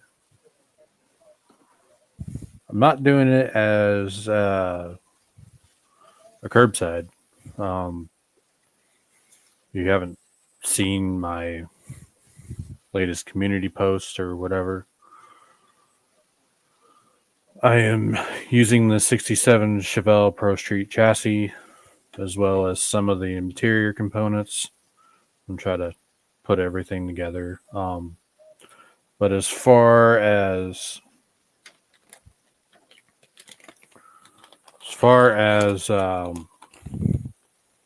engine goes, I am using the Iceman Collections Tri-Power LS. It's got the It's the LS. It's got the Pontiac valve covers and the tri-power EFI. So that'll look cool. And then got the Iceman weld wheels. Can't really see in the light. But anyway, it'll have 3D printed wheels. And I'm going to use I think these front tires are from the Mustang. And then these are the Pro Street tires from the Chevelle kit.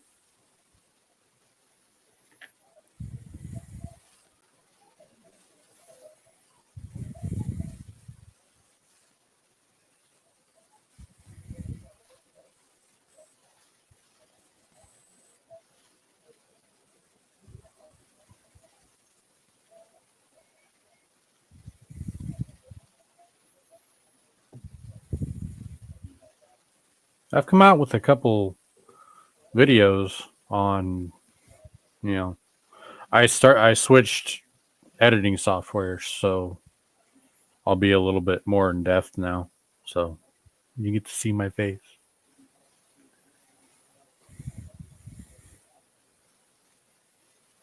Nice to meet you too, Slogo.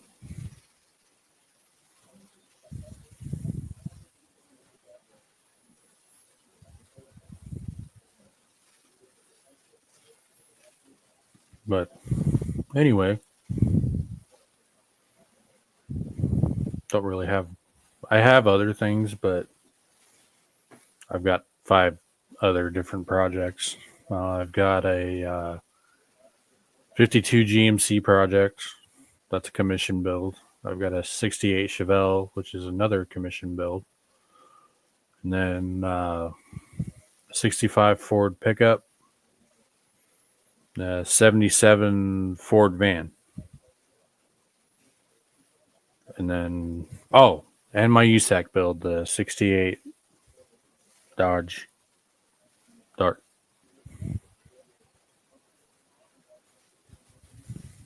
What's up, Jimmy? Cliff's taking his new puppy out. So I don't have control over the StreamYard thing. I'm just a guest.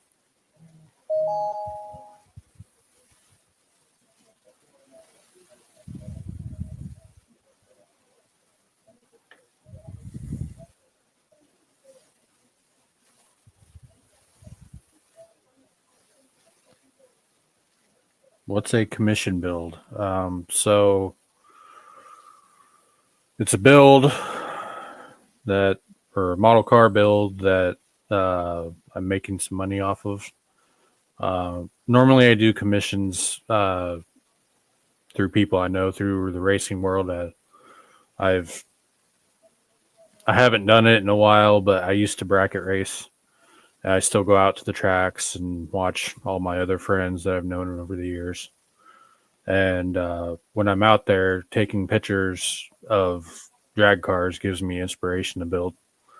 And sometimes I take pictures of other people's cars and build models of them. And I get together with the owners or whatever and, do business.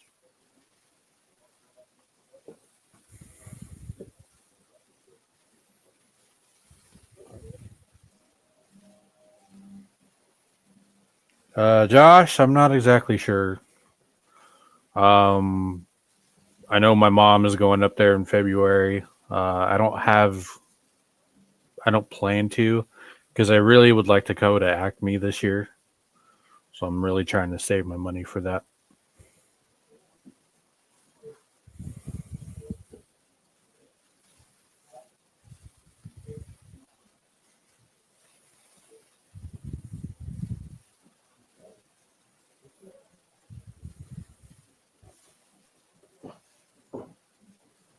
Yeah, I'll eventually come up there sometime. I just don't know when. My sister, she has a 2-year contract up there, so I'm really just waiting to see how that goes, and if she likes to stay up there, I might come up and visit.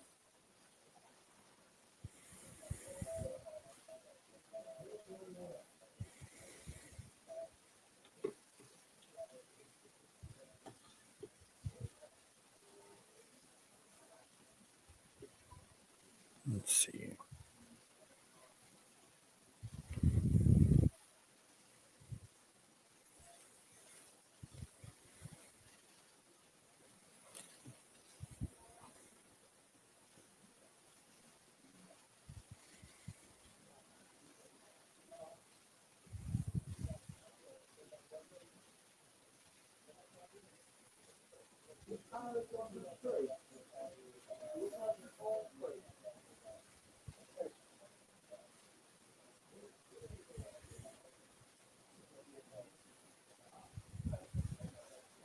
Yep, I'm actually in the works of.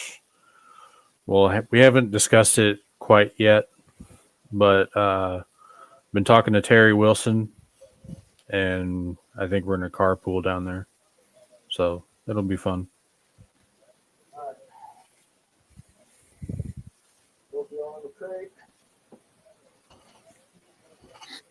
I do apologize about that. I had to take care of the puppy. He's in his crate. That was all sorts of fun and stuff like that. So, all right, what did I miss? Holy shit. Since now Cliff is back, take it away, Cliff. Thank you. Appreciate it. Sorry, I had to take 2 dogs out. What a pain. So, I might have had to adjust. I think I have to adjust the volume on my mic. So. Oh, copy.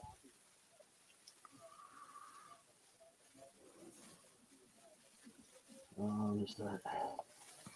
Yep, we getting it.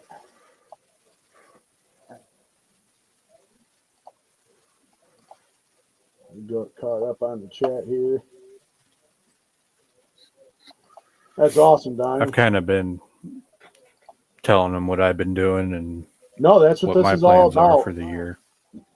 That's what it's all about. I ain't gonna hang out in a couple weeks. Like I said, it's great now that I have this tablet and I can read the chat off my phone. So that is always a plus. I didn't feel like dragging a desktop computer down to Oklahoma with me, try and set that up. So I just figured I'd take it.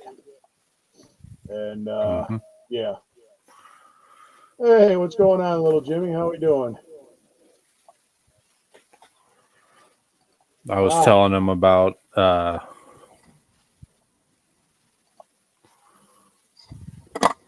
ooh. What's going on, Bob? Hey.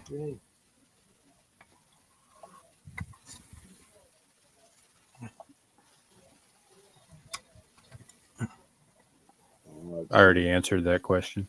Okay, all right. I'm just trying to get caught up on the chat here because I didn't take my phone out with me. I left my phone sitting on a desk, but we're still working on stairs. So with Gabriel, so I had to actually pick him up and actually carry him down to the bottom. They wanted to piss all over the deck either. So yeah. I have a small dog, my mother's Chihuahua Yorkie mix.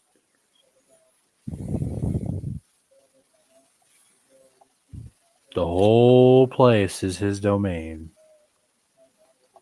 That's awesome. Yeah, that was nice Airbnb we stayed at. Gunther had like a nice little fence to run around in, and it was pretty cool. I was talking about inside the house. Oh, inside the house. Gotcha. Yeah, sorry I didn't make it down there to that model car swap meets logo. I was in Oklahoma, so all right, Josh, appreciate you stopping by. Thank you. I know I wasn't here much. I had to run and take care of the pooch, or I should say Teresa's birthday present, so which she kind of knew she was getting it. It was just something that we talked about a while ago about getting a companion for Gunther, and it's been an all right 24 hours, but still got, like I said, long ways to go. Gunther tires the puppy out quick, so but you kind of figured that would happen anyway. because the puppy doesn't have much stamina. I mean, he played for about a good 25 minutes straight with like Gunther, and then he like kind of got tired, and Gunther still wanted to play, and I'm like, no, you can't play with him right now. You tired him out, but he gets that little puppy nap in, and Right. he was like back at it again. So.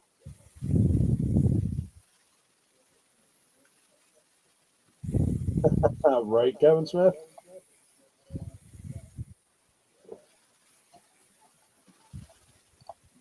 Hey, what's going on here, little Jimmy? How we doing?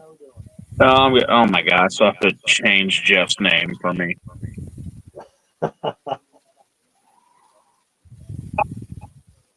Boston's toy. Oh, there you go. Actually, that's a pretty good idea there. What did he come up with?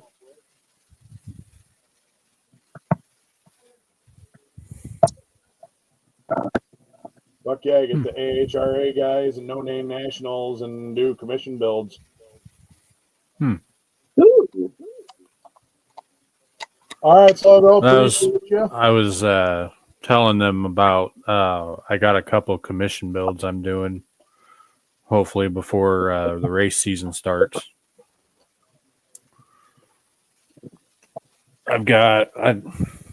Those were the ones I was telling you the other day, Jimmy. I got a 52 GMC. And, yeah, and GTO, yeah, the 52 GMC, GTO, and yeah, and then I also got a 68 Chevelle that I'm doing. The GTO is the one for Bob's deal. Okay. But the two commissions are the 52 GMC and the 68 Chevelle bracket car. The 52 GMC is a Dragon Drive truck. Okay.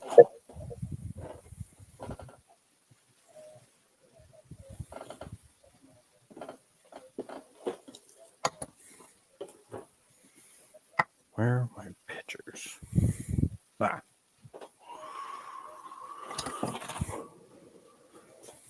Well, I've never done any kind of commission build, but I've done a few of them. Every commission build that I've done or working on has been done free, unfortunately. Just because part of my thing is I my skills ain't where they should be to get paid. As weird and sad as that sounds, but I wouldn't call it a commission build, but an old girlfriend's little brother, I gave him one kid I already had built. Actually, that is true, Kevin. Should be. Well, I used to do that. I used to do that too. Like I every build that I've done for somebody else, I would finish it, and then I go to Hobby Lobby and buy one of those clear cases, and then glue the tires to the bottom of it, to the bottom part, and then give it to them in the case. Yeah. But then one day, someone decided to tip me about $40-50. I was like, oh, okay. I see where we're going with this. Yeah, most of the ones I do are kind of a trade out. Like the guy that works on my cars all the time, I build one for him every now and then when he wants one. Asks about one. I sell them cheap. I sell them cheap too because I use rattle can stuff. Like I don't use automotive paint. That's all I use. But yeah, I sell them cheap enough to be fair. Yeah, you can get a good paint job out of a rattle can. Hey, what's going on, Joe? And plus, majority of those people don't do that, or they're not well as experienced as I am or any of us for all that matter. And they'll just say shut up and take my money. Because they're literally holding their car in their hand. You know what I mean? Yeah.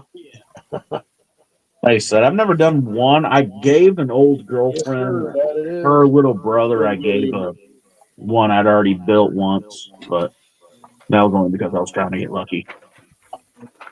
If you want to put me on the big screen, Cliff, this is the truck I'm building. Oh yeah. This is Jake Strathman's truck from Rocky Mountain Race Week. Badass. Oh, with the service bed too. I fucking love that. Oh, yeah. Mm-hmm. That was. It's got a ladder zip tied to the top of it. Even though he does the drag and drive, it's still a work in progress. I think last year it only ran like 16 seconds. But it's still it's really just something to cruise around in. Yeah. Well, that's still nothing to schnock at though, so. No. Yeah. It actually sits low enough to where if he drops the bags, it'll fall to the ground. You're not and wrong. then if he drops the rear bags, he can sit there and do burnouts. Nice. Oh, so it'll be like frame on ground kind of shit. Yeah. Oh yeah, especially with the. It's like this Tahoe I'm doing. I got a custom frame for it. Just smacking on the ground. And this other one, this frame I got is garbage for it. this is a '68 Chevelle bracket car. Mm-hmm. It's pretty quick. The gal I'm doing it for, she actually just had a kid, so hopefully she'll be back sometime either this season or next season. But I went through STS for the decals. Oh yeah. And I went through let's see, 67 or 72 Chevelle. They've actually got a kit, AMT. I've got one sitting right here on my shelf, Joker. Let me pull it down. They're actually repopping the 72 Chevelle MPC. Oh, they're repopping the 72? Yep. This one is the AMT kit. Now watch me knock a bunch of shit off my shelf. With them repopping that 72, I might have to look into Flintstone's 72 El Camino kit he offers. Nice. This is the cowl induction hood for that Chevelle. I can't remember where I got it from. Somewhere off of eBay. Nice. And there you go, Joker. That's one 70 Chevelle AMT kit. And it's got some of the extra stuff on it. All right. So. Hey, Ed Leonard, what is going on? Edward. Custom. Fuck yeah. Awesome. Good deal. About time it showed up. How bad was the envelope beat up, Edward? Did it actually make there in one piece, or did it get roughed up pretty good? Here are the decals for the Chevelle. Oh, badass. It's a pink Yenko stripe. All right, yeah, you can throw decals up there. I'm sure being late in the ass and fuck yeah. Yeah, and this is her banner that goes in the back window. Okay. Casey Fan is still, even though she still has her maiden name. She just recently got married. Oh. And she still had her maiden name on the doors when I took pictures of it. Nice. But then her Facebook page is Quick Casey Racing, so feel free to check it out. Well, I think you got a wrench, so you can drop her link in the chat or whatever. This thing has might been do that. the biggest pain in the fucking ass. It's an old promo. Let's see, I took all the trim off the side. Yeah, you'll have Took to go out back and look at that. took out the door handles. I made a roll pan. Big wheels. Got the custom slammed frame for it. And Yeah. I'm gonna link this frame to everybody. Don't buy it. This thing is fucking garbage. I could have made one that would have been better. Oh yeah, Gabe definitely has some years on him. But yeah. So whose frame is that? It's not Iceman's, I'll say that. It was some feller off eBay. And I wish I would have read the reviews about the frame before I bought it. Right. Otherwise, I wouldn't have bought it. Because that thing, it came broke. I can't get a response from the guy, so I just fixed it myself. A bunch of the front end parts are printed short, so they don't fit. It's fucking garbage. I could have handmade one that probably would have been better, which is what I should have done. Well, that happens. I mean, it sucks that, it is what it is, and not that I'm trying to be that particular guy and stuff like that. And, like, No. well, if they get it's shit product, I mean, it's. Yeah. It's going to look good. It's just going to take a little bit of work on that frame. But these are the colors. Got the macaw blue is body, and then I got like a caramel for the interior. All right, Donnie, I appreciate you stopping by. Thank you. You have a good evening. Hopefully all is well.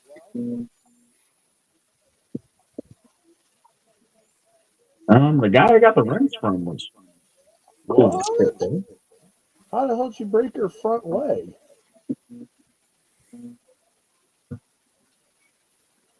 Oh, So she was unbelted English bulldog, but he had broke the front leg.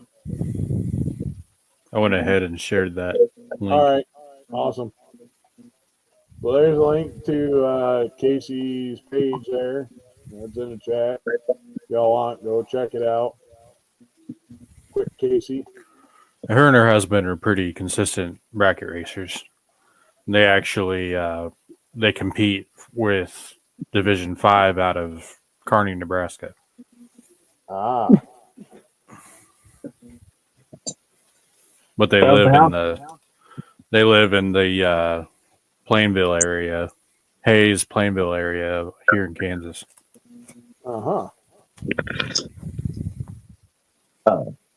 How's the house going, Cliff? Actually, not bad. I got a general idea what I want. A couple places ended up being a little bit of a bust, but it went all right. The sad part is, 3 of them that I was looking at, 2 of them already had pending offers on it by the time I got down there. So, like I said, the first day, once we got down there, we settled into our Airbnb and just kind of got caught up on, sleep getting settled in.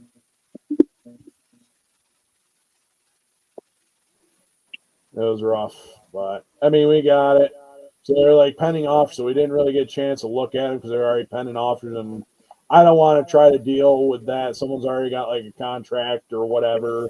You know what I mean? I'm not in a place to actually pull trigger on anything, so that's why I was like, we're just down there to look. So, well, good luck with that, Edward. Well, hopefully that everything will go well and figure out more with that. So it went well. Like I said, the one ended up being a bank foreclosure, and it's a little too much money for what the house is or what I think the house is worth.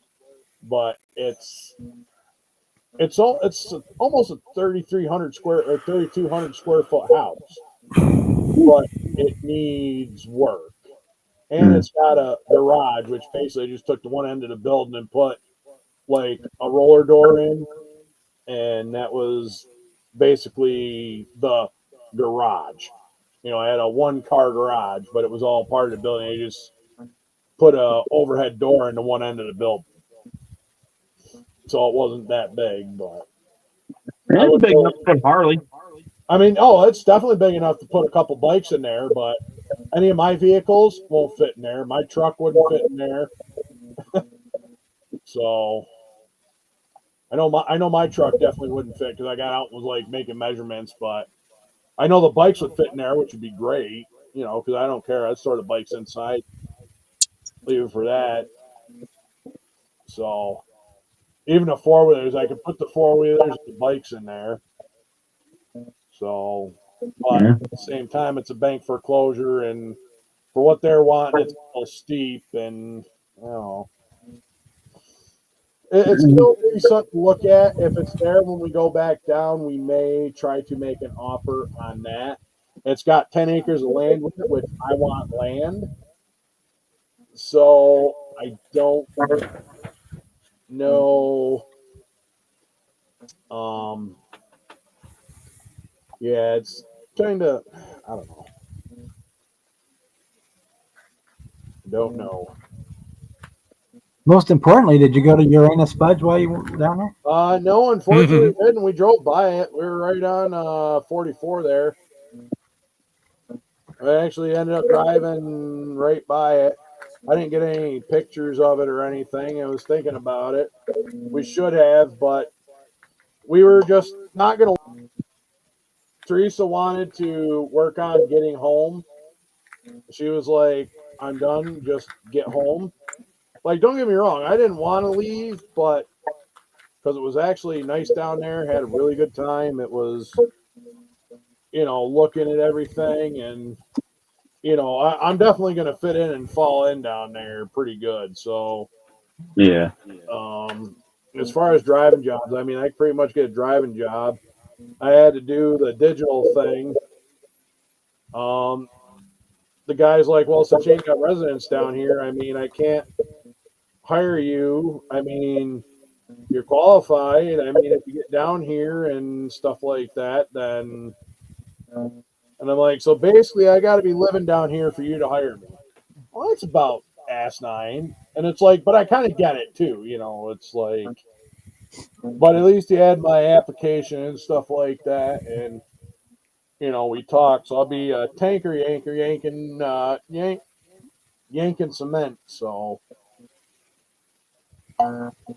be a tanker yanker. But I'll be doing the dry bulk cement, hauling for, if I didn't get a promissory note either, but like I said, it's weird because I got to get established residency down there. But he's like, well, I got your application, so when you move down here, let us know. We'll go from there. But so it was like kind of one of them. It's like, oh, we can't really help because you're not a resident down here.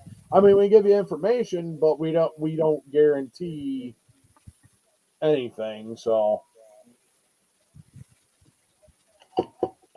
and then I went and applied for another job, but I also didn't do a lot of homework with that. So I got denied because I wasn't a native, because it's a native-owned company, and you got to have sort of weird thing because of how the zoning was, where it was on the actual reservation down there. And I'm like, so basically, yeah, it's it's a nation-owned business, and it's like they basically don't want white man coming in there taking their job because they already took their land. So they took their land, so. But I can understand that. It's one of them things. I don't want to take jobs away from them down there, but they. Yeah. And they just did dump truck work. They're a small 4-truck outfit, so. And they had like a excavator and like a bulldozer. They didn't do much, but it was a native-owned company, and like I said, they were basically looking for natives to work for them being a native owned. Where'd that big drill bit? Sure. Probably thought it's funny. It is right here. Oh, so I did the impossible. I cleaned up my bench a tiny bit. Tiny bit. I cleaned up my bench.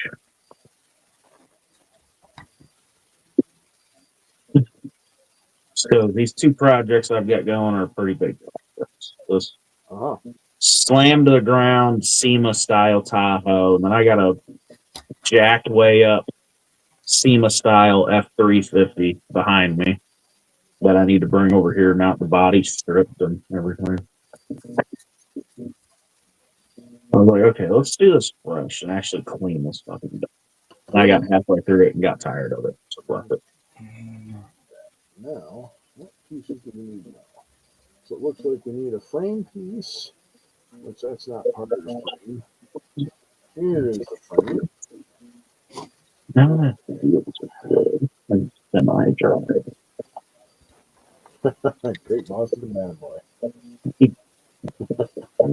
Apparently, I must have missed something within that 2 weeks. Oh, yeah, you missed a lot in 2 weeks. Kevin and Boston, they're now in a relationship. They both have come out the closet. Oh, all right. Fafa had a nose reduction surgery. Wow. Holy shit. He had his eyes removed too. That's hilarious.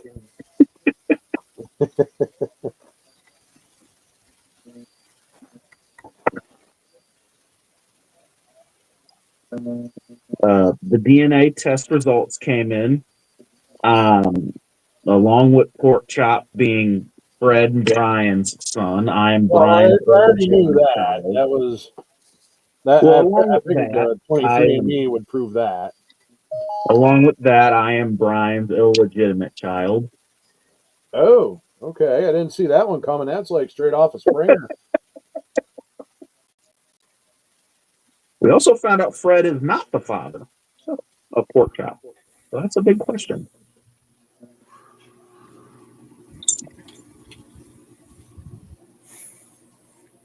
I'm gonna start getting text messages here in a few minutes from that shit. Hey, there it is, Jeff. Oh shit! What's going on, Jeff? Jeff? Oh, Ferret Boy. Yes. Well, other Jeff in here too. Well. So what's new and exciting? How's the ferrets?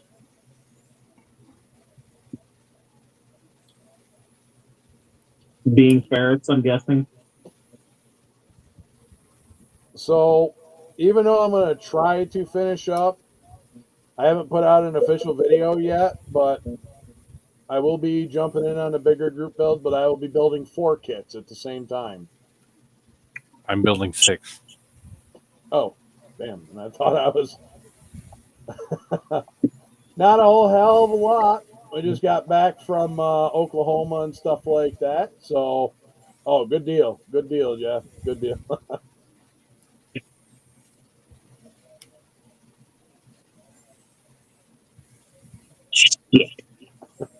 Shit. But yeah, it's so that's what I mean. It's basically going to be 4 semi-trucks going to be working on at the same time.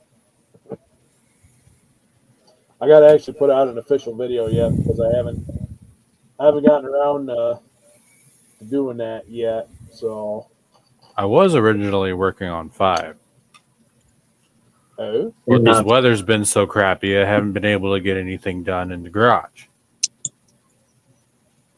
So I just decided to open up this GTO and do the group build for Bob. Oh, welcome back, Chuck.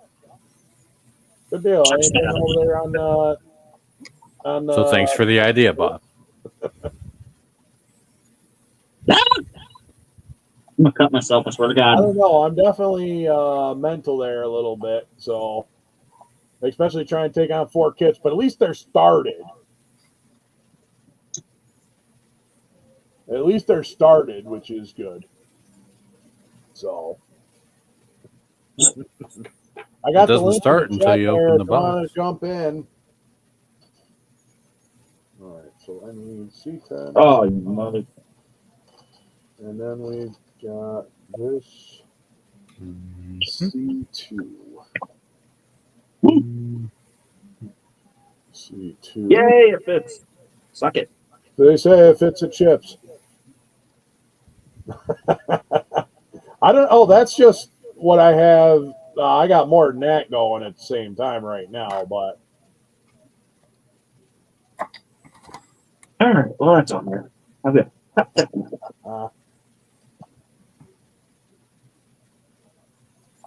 I mean, I don't know. I didn't even really watch any of the games. Chiefs and Eagles are going to the Super Bowl. Yeah, I guess the Eagles are going to the Super Bowl, and Run, you Cowboys! Stampede! Stampede! Fuck them both. yeah, I mean, I ain't got a dime vested, but I probably could have got in on a board, but I don't feel like getting on a board this year. I didn't even watch the Chiefs game yesterday, even though I don't really watch sports in general. Right. All I knew they won is because my neighbor was shooting off fireworks in the middle of January. Go figure. Mm-hmm. Average Chiefs fan. Oh yeah, it's real big over here. Oh yeah, I mean it's Kansas ball. I mean, so that first year they were in the Super Bowl. No shit! Congratulations! You can buy a lot of model kits with that. Holy fuck! That's a lot of Ollie's kits. Yeah, especially a lot of Ollie's kits are even. Damn. Oh, 800. I thought that said 400. I was like, 400? That's how much I lost on the Mike Tyson fight. I didn't bother putting any money on that. I got drunk and lost way too much fucking money on that fight. But also at the same time, they wouldn't let fucking Tyson actually hit Paul because they know he would have fucking killed Jake Paul. But that's not. Oh, yeah, he would. Fuck that little bastard up. That's what I mean. That was like a whole shit show and a half. Yeah, that first year, that the Chiefs went to the Super Bowl, like the first year, like as of a couple of years ago. Yeah. Every time when a field goal was made, there'd be about 6 or 7 different people on my block shooting off fireworks. I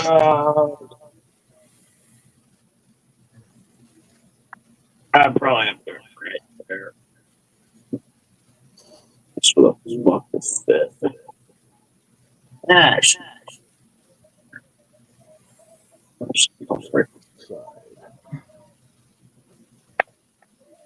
All right. I'm actually measuring. I'm not eyeballing. That's good. You need to. Which I eyeballed the rest of this. Oh, it turned out okay.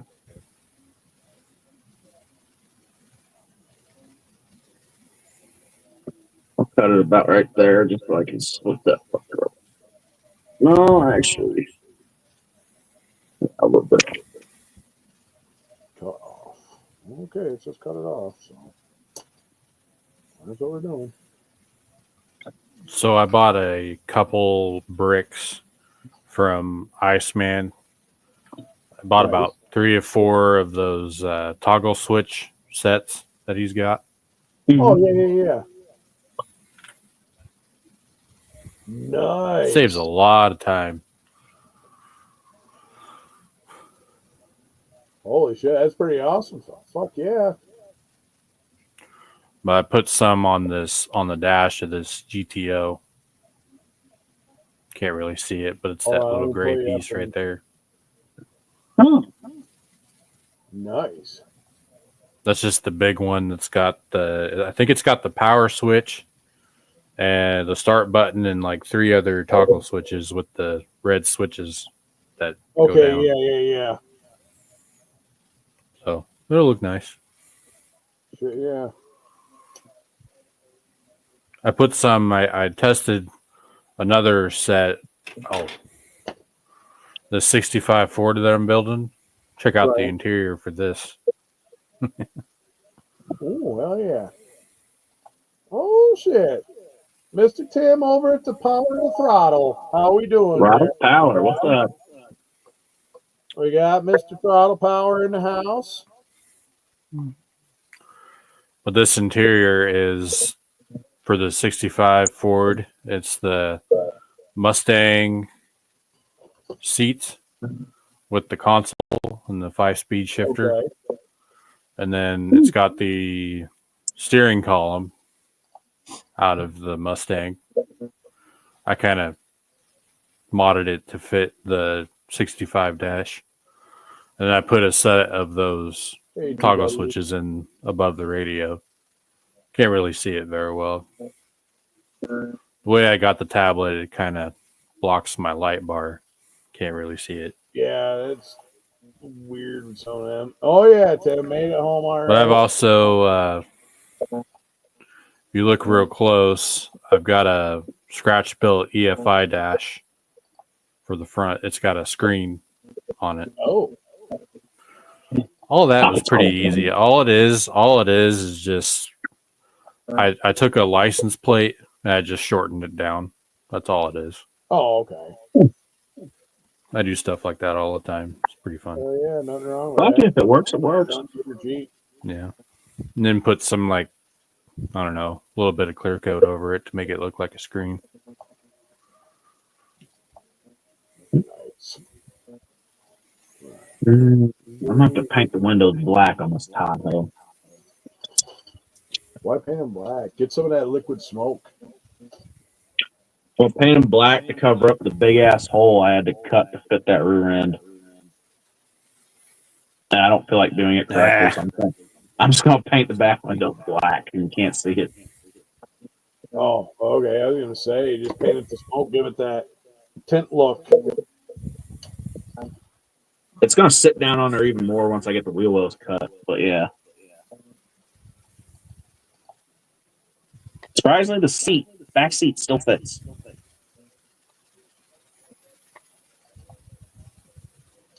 But yeah. So another random thing I was thinking of, and it's like pretty awesome. I started watching the old school Cops. And I still watch them. We need to bring that shit back. I'm like, while I was down there, it's like me and T be like watching, I don't know, just like random movies like when we weren't out doing whatever. You're just sitting there and, you know, spending time together, and we like watch like random shit. And I started watching the old Cops and stuff like that. So, hell yeah. You ever watch? I did not do that because I did not. I made it home a little bit before noon, and then my fat ass plopped down in my recliner, and I passed the fuck out. It takes me longer than 24 hours to open the box and figure out what I want to do with it. I think I'd have to do a curbside for that. Do that. I should be there if I wanted to make the deadline. In Oklahoma by fall, so I could have done this, but no. I mean, yeah. But I want to put a little bit more effort into it. Well, I did have an actual curbside kit, that 64 Nova wagon, that curbside Oh, that's kit, a good one, too. I would have done. So my issue would be, I'd tell myself I'm going to do a curbside a good one for stop. 24 hour, but yeah. I mean, I ended up by the time we got home, like I said, I passed out my recliner. Teresa laid down, and you know, it was like I woke up before she did. But Gunther also woke me up too because he had to go outside. So yeah, he did a hell of a job on that, Chuck. That was a pretty awesome build there that you got done in 24 hours. I'd do I'd have to do it curbside and do it stock to do it, and then 3 days later I'd be chopping the. All right, but 3 days later it wouldn't be done, and I would have cut everything out of it to shove the biggest and stupidest motor I could in it. So Jimmy, that aluminum I coupe can't- would have been a good choice for the 24 Oh, yeah. 24-hour build. True story. Bob. So the aluminum coupe I have, it's the one where the hood opens on it. And I've got a really dumb idea to stick a giant motor in it, even though there's no room in the thing. Oh, you could put a motor in anything. Look at what I did with that 32nd scale Nova. I did have it scaled down to 32nd scale, but I did manage to stuff a 32nd 632 big Chevy big block with a Whipple supercharger and a 132nd scale Nova. All right, Jeff, I appreciate you stopping by. Thank you. All right, fair boy. Good evening. I put a 426 Hemi in a Horizon 1 year. Yeah, actually, I could just do the bed itself. That's actually sitting in my closet, which I got to go through and start cataloging my shit. So I can. It wasn't the best build I ever did, but if I bought like one of those new Shelbys that came out recently, I could redo it and make it look better. Did a Chevelle, Tim. Actually, hold on. I'll just drop the video in there for that. Is that what Chuck did? Was a Chevelle? Yeah, he did a Chevelle.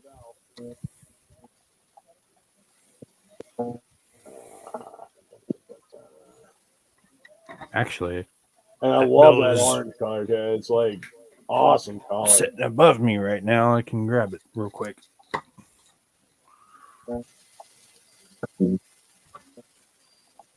Let's throw a coat of primer on this. All right, there For us, I feel like there's gonna be a lot of more stain than have to do. Hey, what's going on, T2? What's going on? What's up with that? That's the link to Chuck's video I just dropped in there. So he was in North Alabama the other day. Who? Alabama. T2. Oh, he was in Northern Alabama? Yeah, he was up there at the old Don's garage.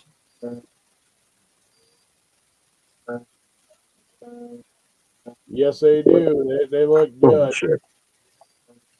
That's all I'm saying. It get that offset, especially with that color. Like I said, make it like a tricolor, like we were talking, Fafa. Hell yeah. Oh, that's badass, man. I like that. Yeah. I'm a weird car guy. I like weird little cars like that. Oh yeah.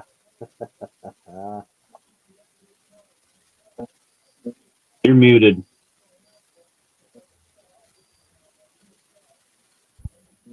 Sorry. There you go. So this is the Plymouth Horizon that I did probably, I don't know, 4, 5, 6 years ago, back when I first started my channel. It got a lot of hate. But like I said, if I could redo it, it would look 10 times better. Well, that's why I mean, you revisit them older builds like you did like that with the knowledge as you get better. And I've actually done that before because I still have my very first kit, the 68 Firebird. And I did a commission build for another bracket racer that had the same year Firebird. And when I did that, I bought the same kit, and it looked 10 times better once it was done. But this one is actually kit bashed with the Revell 70 Hemi-Cuda. Okay. So it's basically got everything, like the whole rear end, the whole like subframe part, and everything was all grafted to the Horizon chassis. And then this is that little Horizon kit that's molded in red by AMT. I think I had a buddy up in Rochester send it to me. And it looks awesome. Wasn't that kit originally a promo? Not really, no. So, no. This it had complete stuff. But then this is the shaker scoop grafted into the original hood. Like See, I never even painted the underside. It's still molded in red. Nah, I never do anyway. It's okay. And then this is the Hemi that's in it. Hold on, pull it back up.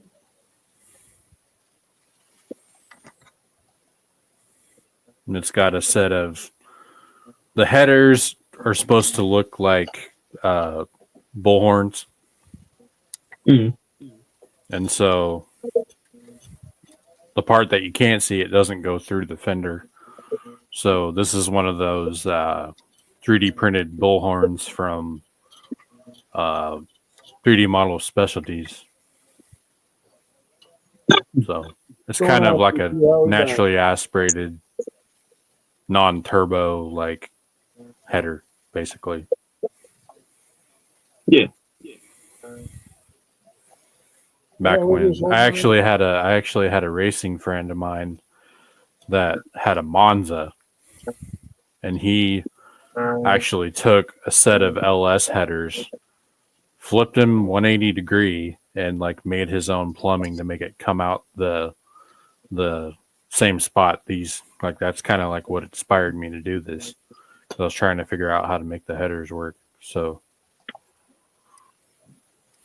but yeah, these are the front nice Edward CUDA tires or CUDA wheels, right? And then these were some center lines that I had somewhere. So, oh, it's even got a. If you look real close, it's got a battery switch on the taillight. Mm-hmm. For, to turn it on. So, like I said, this is one of my older builds that when the video came out, nobody liked it. Yeah, I didn't necessarily know you at that time either, so it's a little different. Yeah, if you go back and you look at the thumbs up and the thumbs down, I think it got like 30 thumbs downs. It was That's bad. all right. YouTube hides those now anyway. Yeah.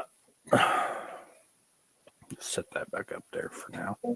I like it. Like little weird cars like that. I like. I mean, if I do it again, I'll do it with like a narrowed rear end and tub it out and stuff. Yeah, it'll look better. Like a kit, I can find them online, but a lot of them are the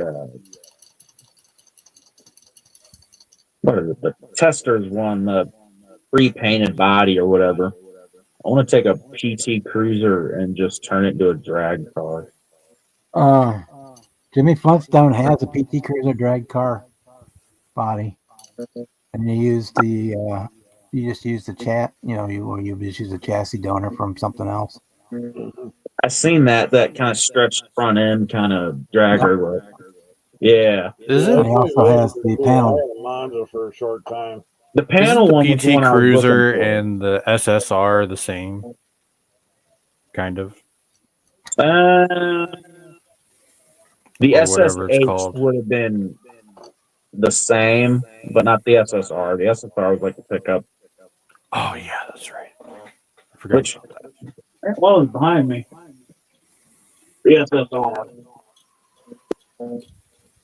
Like I said, I like weird gifts. Like I jumped on that quick when I seen it. Yeah. I'm gonna bag it and slam it. So if you want the panel car version, you would use the Snap Tight curbside kit to. I only picked up a couple. For the chassis and other parts. If you use the dragster one, I'm sure it'll tell you on there which dragster chassis to harvest. Usually, he tells you where to harvest the chassis from.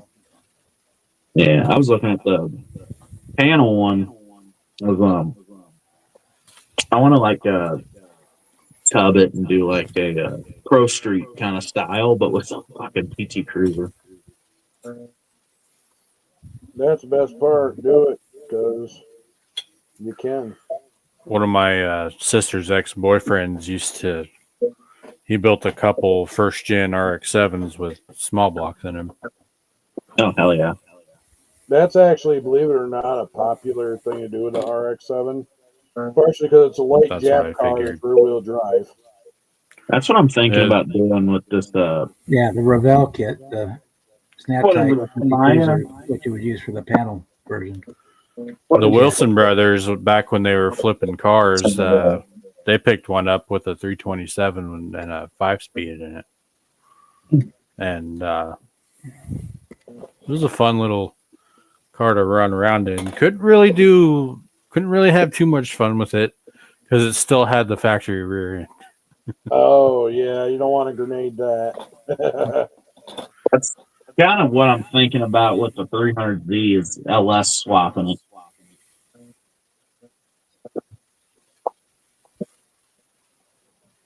Which it wouldn't be hard to do. It surprisingly has a big engine bay. Or big enough for an LS.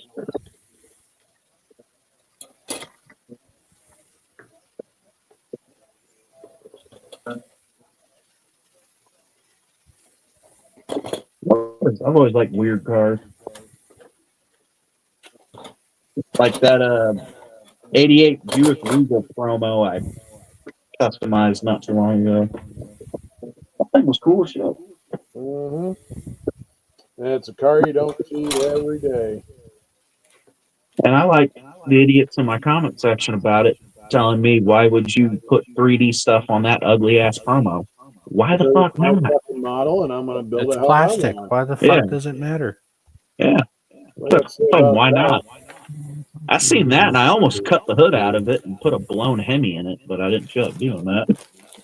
Well, I mean, you could have. But the thing though with curbsides, there's too much stuff molded into it to like Make it look actually right. sit there with a Dremel and make it perfect. You know what I mean? Yeah. Well, on that Regal, the front clip and a bunch of the stuff like that was all separate, so I could have cut the hood and had it look decent. And the way the interior was, I would use one of the Foose F100 frames under it, and it would have been not hard to do it, but I'm also lazy, and that was just a little fun slump kit. Yeah. I still wanted to put some rims on and fuck the paint up 3 times and had to strip it. I think Joffrey over at K&D, he took one of those old snap tight 70 Chevelles. You remember the ones that used to come in blue? Yep. He went through when he first started 3D printing. He went and did a whole bunch of like fabrication for that, and it turned out pretty good.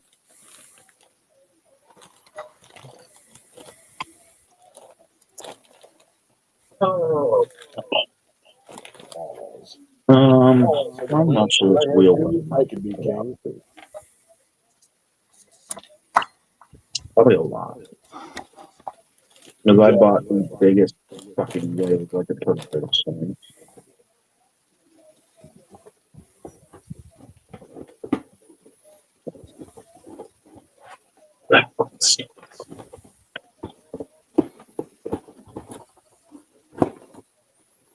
Yeah, there's not going to be much left of the ass end, but I'll just pop it. So you doing any more 65 builds, Bob? I will do some more, yes. I'm just trying to, I've got some other stuff I got to get rolling on, so got to get this MIG done for the Hobby Link Secret Santa, and then for the modeling with the Nats Legendary Group build, I got to get started on the steamship Robert E. Lee. But then I'm going to jump back in and do something else for that 65 group build. Sweet. How much of this exterior tag? I might do a Phantom. Hopefully, something like if that. the weather cooperates, I'll be spraying clear coat on my GMC and the 65 Ford here in a couple of days. We had 18 inches of snow, like the beginning of that real bad snowstorm we had at the beginning of the year. Uh-huh. That probably in the last 25 years that I've lived on this side of the state, that's the biggest snowstorm I ever went through. And we got about a shoveling foot it here. out of the driveway wasn't fun either. We got about a foot here for that storm. Then about 3 or 4 inches on the second one. Okay, so Yeah. this is why my name is Too Tall. I'm 6'8". Okay, the snow pile was above my fucking knees at the bottom of my street when I was shoveling out the street after that snowstorm. I thought I was gonna have to wear a headlamp to get down to the bottom.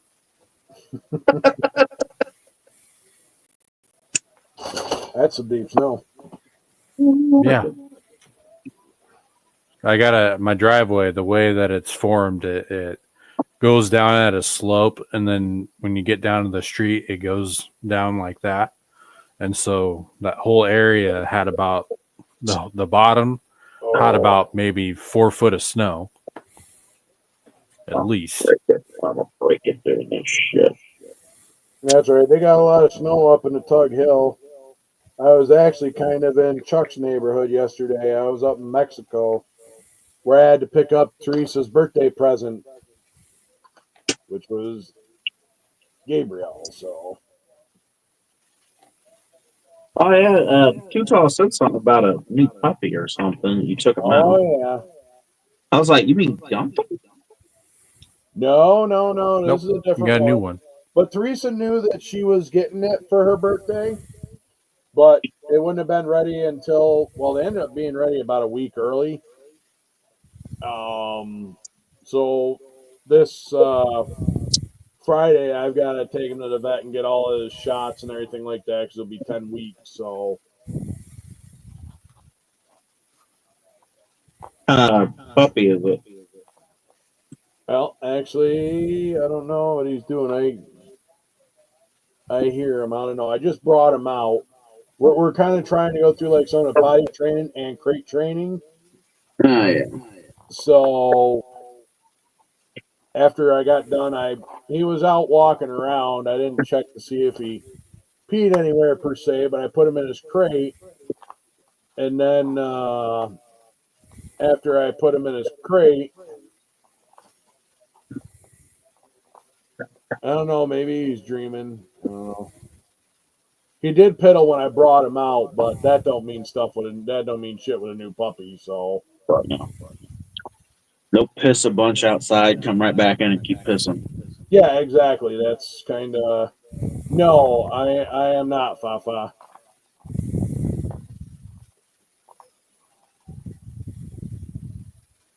Well, I'm not working on Tuesday, so I'm going to be working with the dog. So I kind of called Tuesday off to kind of work with the dog, and then Teresa's off Wednesday, Thursday.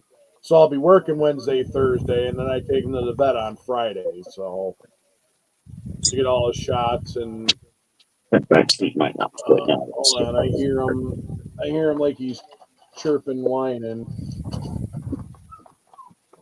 What are you doing, Gabriel? Give me a second. Hopefully I don't have to. Of course. Hopefully I don't have to take him out again. He didn't poop, but yeah. Oh no. And I just put him in the crate so I don't have to keep as close an eye on him. 3, 2, 1. Oh shit! There's shit everywhere. You motherfucker.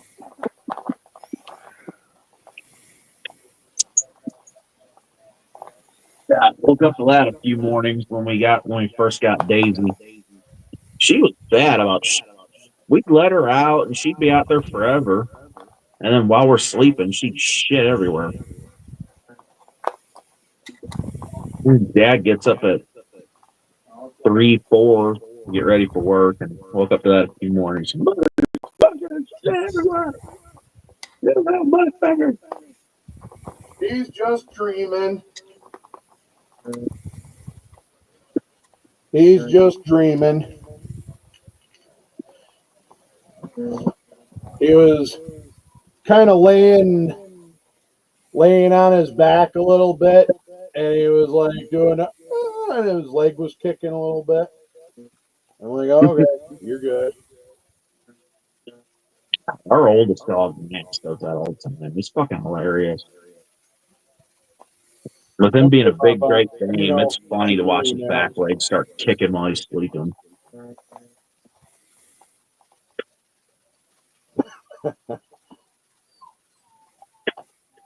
Hey, try laying in bed with a 6-foot Mastiff kicking you in the shin while sleeping. Oh yeah, that sucks. Now he's getting louder, or a lot louder. Are you dreaming, or are you just trying to? I think Max is a little bigger than the Mastiff. Some Mastiffs. He's Great Dane. He's big dog. But he's got a little Mastiff in him, so he's colored and looks like one, but he's got the height of a Great Dane. Jesus Christ. I don't have very many sport kits. He's an old ass dog. He just turned 9, I think. For a Great Dane, 9 is old as piss. Oh, he was chasing a dummy or a bunny, because when I had him out with Gunther, they were like kind of following each other around, kind of doing their own thing, because I had both animals out. And oh yeah. Well, if the dog's getting used to you, Cliff, he's probably chasing a liberal. It could be. I mean, he's only 9 weeks old. You know, you got to start him young. So hold on, Gabriel. Why are you getting louder? What are we doing? Chasing a fucker crying about their safe space. Oh, you're up now. Well, you got your toy. You gotta go feed. I'll take you out again.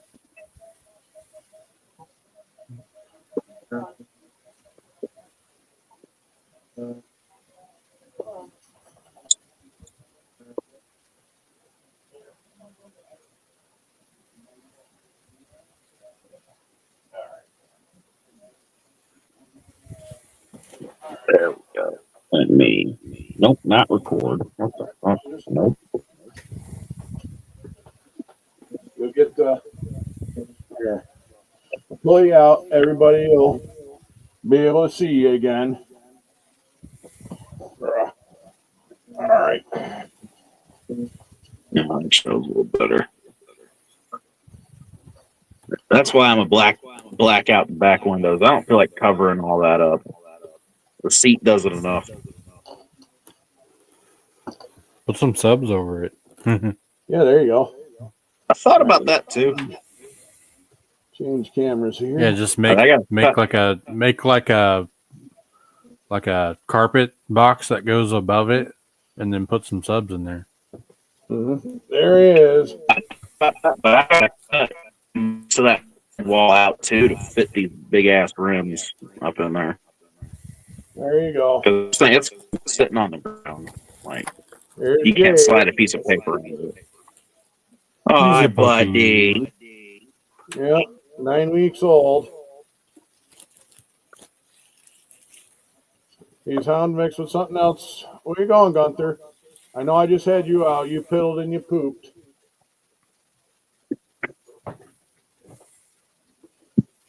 I love them hounds. They're big dumb ears. Yeah, he's got them. Don't get too far back there. Damn, he thinks he's a cat. Yeah. Son of a bitch. Oh, there goes a chair. I was trying not to do, because now I can't sit back. I don't want to crush him. Hold on. Camera views. All right, come on. What? Get out of the chair. That's not where you belong. You either belong in my lap or on my He shoulder. said, Or fuck you, in my chair. claws tearing up the chair, which looks like you already did tear up the new chair. All right, back up. All right, I think I might have to take him out, please. Come on, let's go.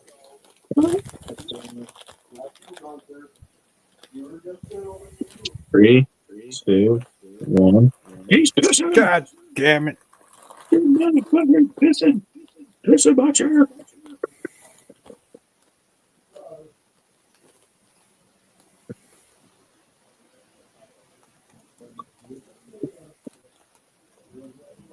Yeah. I love getting puppies and shit. God, it's potty training. I'm like, fucking good lord, I hate that shit. Once their house broke, they're fine. My mom's dog's not. She takes him out on a leash, and he's almost 3 years old, and he can't even squat, or he can't even use a tree. I let our dogs learn quickly. We got the Great Dane Max, a Boxer Mastiff mix Daisy, and our half.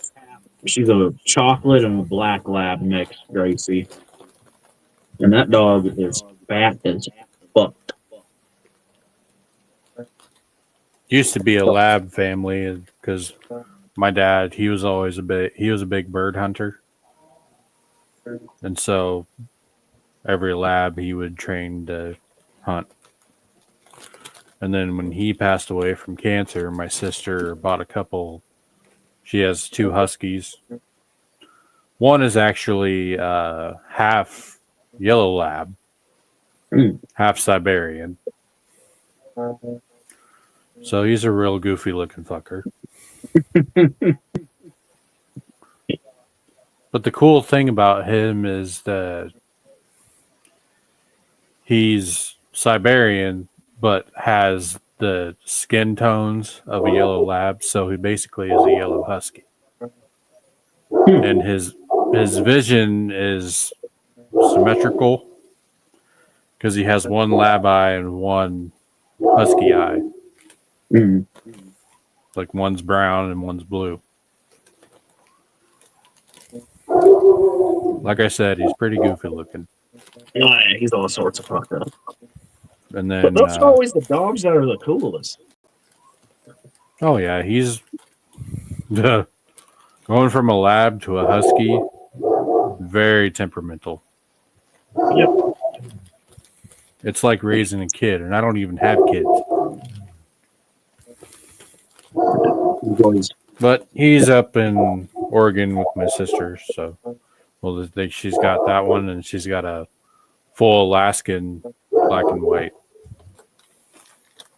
She's the pretty one. We've always had Mastiffs and Labs. We had one German Shepherd when I was super little, and my mom had him forever. He was,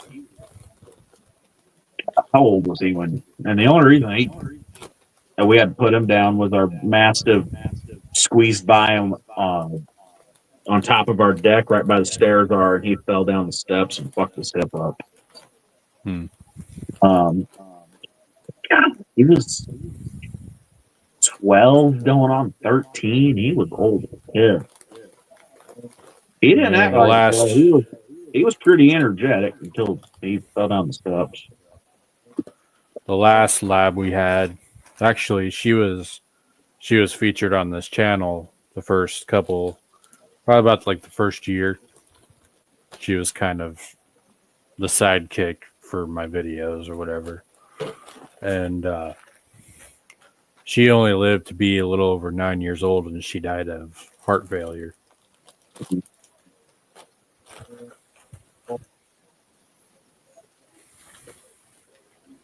Before that, my dad always had like boxers and stuff. And then he got really hooked on Mastiffs. That's why we liked Daisy so much. She was a Boxer Mastiff mix. That dog is fucking goofy. She looks like a mastiff, but you can tell that boxer in her. Trying to figure out how to pull photos up on this. Like, you see that like meme photo? It's what is it? Like the dog's sitting on like a stump and he's leaning back with his paws like this, look like a squirrel. I don't think so. If you look it up, you'd probably find it. But that's how she sits in our living room. She'll lean against the back of the couch, spread her back legs out, and sit there like this. Dog's I've got goofy. my She's aunt and so uncles. cute, They though. got a couple black labs. They got one that is too needy. Like all the labs that I ever had were mellow. Well, besides the male ones, the female one, she was so lazy that she wanted to go outside just to sleep on the porch. Those other two that my aunt and uncle have, they're something else. One's a little too needy and like literally wants pets like he's never been petted at all. That's how our Great Dane is. Like I've never experienced a lab like that at all, ever. And then the other one, the way that like he sits down on his hip. Like he doesn't like sit down like a normal dog. He's kind of he to the just side. he sits down on his side and kicks his foot up in the air. He's weird.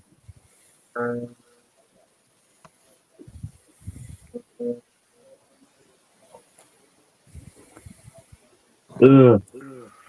And I think once I either finish the GMC or the Ford pickup, I'm going to start working on this one. Ooh. 69 Olds Cutlass.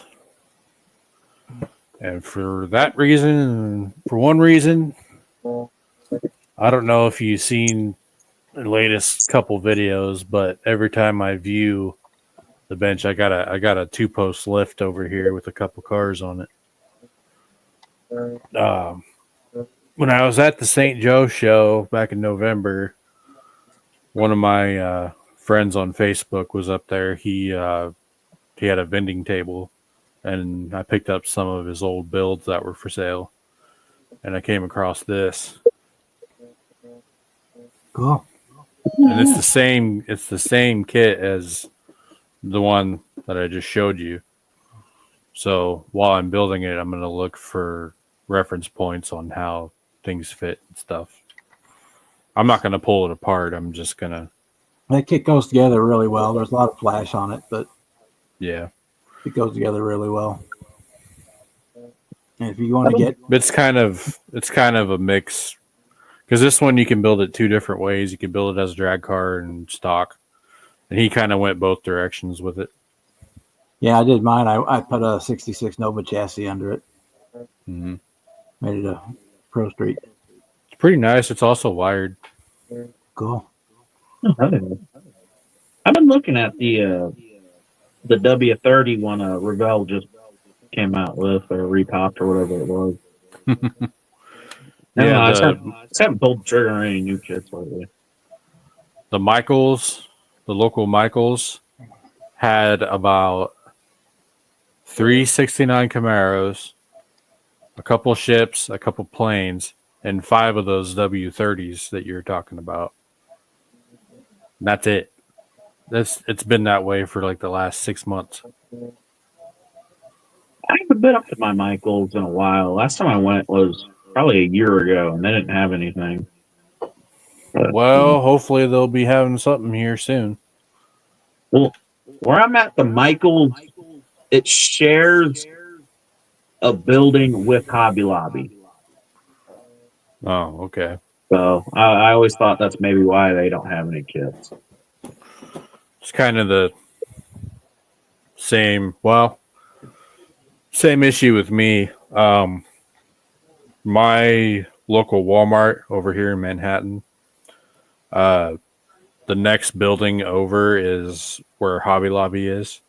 And so, like, either they know the fact that there's model kits over there, but they never get AMT palette never shows up at this particular Walmart.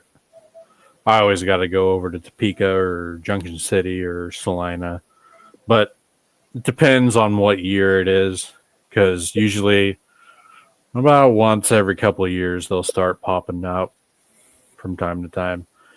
This was the first year in probably about 2 or 3 years where I went to all those places and I didn't find any. Because I was trying to score that 3500 dually. Yep. For like $20, and then anywhere else they want like $30-$35. Even the hobby stores. I was like, are you kidding me? That's the only reason I ended up with so many of them. Oh, OBS splits with my Walmart had some, and I bought all of them that Walmart had. all right, I'll be back. I did one 3500 stock sport truck, and I took the last two and combined them. And did an extended cab short bed and then a short bed single cab dually. I mean, I've got a parts bash from the. Okay, so you know the USA One and all that platform series. yeah. I got a couple of those long beds that are regular fleet side beds. I'd like to build something out of that. And then I've got the regular cabs. I'd rather like to build a regular cab with the dually bed. Make some like farm truck or something. And I've got a few of these headache racks from Iceman. Yep. But these are supposed to fit those trucks. Yep. But the only difference though is that I added some square tubing on mine because I will be putting the service lights, because this is going on that 52 GMC on the workbox. I'm going to put the service lights on top, so that's what that's for. Building all those, well, I started looking at the old promo 90s body Tahoe kits, and they were usually about $30-$40 for one. And I was able to find a guy selling two of them for $30. That's what I got one that's getting slammed. And the other one I already finished. Got lifted. Well, I think I remember seeing that one on the hangout that we did with Jeff. Probably. I've showed it a few times. I'm pretty proud of it. Going from a fucking promo, I had to cut everything out. And is that the what chassis is that? Or like, how did you? That is the big game frame that I just shortened a little. I got you. Oh, usually my 4-wheel drives, I use the big game frame. It's just an easy frame. Yeah, I started collecting that particular square body. Well, I collect I have every release, current release. Like I have the plow truck, the big game. Yeah, I remember seeing that one. That's what that's on too, is the big game frame. Oh, I see. El Camino. That's the one you were working on the other night? Yep. I got it just finished up. Sweet. I just have no room in my case left. I have to make some room to Yeah, I'm talking about the big game the big game, the plow truck, the Blazer, and the step side kit. They all share it's the same mold, just different stuff. Yeah. And then the same with the deserter kit and that new the one that was re-released, the Sod Buster. Yep. Pulled pork. Those are the same that's the same platform too. Which was also the same platform as like the Fall Guy and all that. Yep. The only OBS I'm on the lookout for now is the step side. I want to do a 4-wheel drive extended cab step side Z71. You know, every year the Heartland Nationals over in Overland Park is about maybe 2 hours from me. And the last couple of years, these vendors, I think they're local vendors or whatever, people, they always they have all of the OBS trucks. Like they have all the ones that you can hardly ever find. Oh, yeah. And no one ever buys them because they want $50 a piece. Right. Exactly. So don't mind me. I just tried to kill Gabriel, not intentionally, but so Gabriel is small enough to go in between the slats on my porch. Oh boy. Like where the hand railing is. So I put him on the porch. I carried him upstairs and set him on the porch so I could walk in and stuff like that. You know, try to get him used to open up the door. And I told him back up off the door. Well, I started opening up the door. Well, he tried going around the door and wouldn't wait for me to open it up all the way. And he took a step off the edge and fell off. He landed on his feet, but I also had him on his leash. And I'm like, oh, shit. And so I dropped the leash down to try and so we did say, oh, shit. Choke himself. Yeah. But he landed on his feet. And I'm like, oh, shit. I got to figure out how to not let go of the leash because of where it ended up falling in between the little boards. I'm like, shit. Because I got to get down there and pick him up. And I didn't want to let go of the leash because he was like sitting there getting sense of something or whatever. And there's probably where the stray cat occasionally hides out under the porch. So I wasn't going to let him go just to try and, in case it wasn't a stray cat or one of the cats in the trailer park running around. You're gonna have to go back and watch the replay. Yeah. Okay. When you left earlier.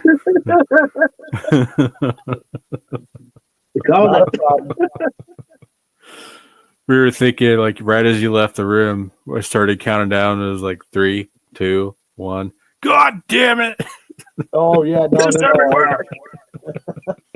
no, I managed to get him out. I was trying to hook him up to his collar, and his big old floppy ears was covering the little buckle on his collar.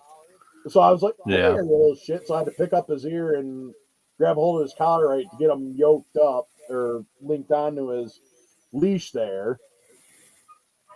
And then we went outside. You know, I set him out on the porch, and he didn't want to walk down the stairs. So I'm like, okay, we'll work on it. I'll give you. Only like 9 weeks old. You're still young. You should be able to get up and down stairs, but stairs are a new thing for him. So we'll work on it.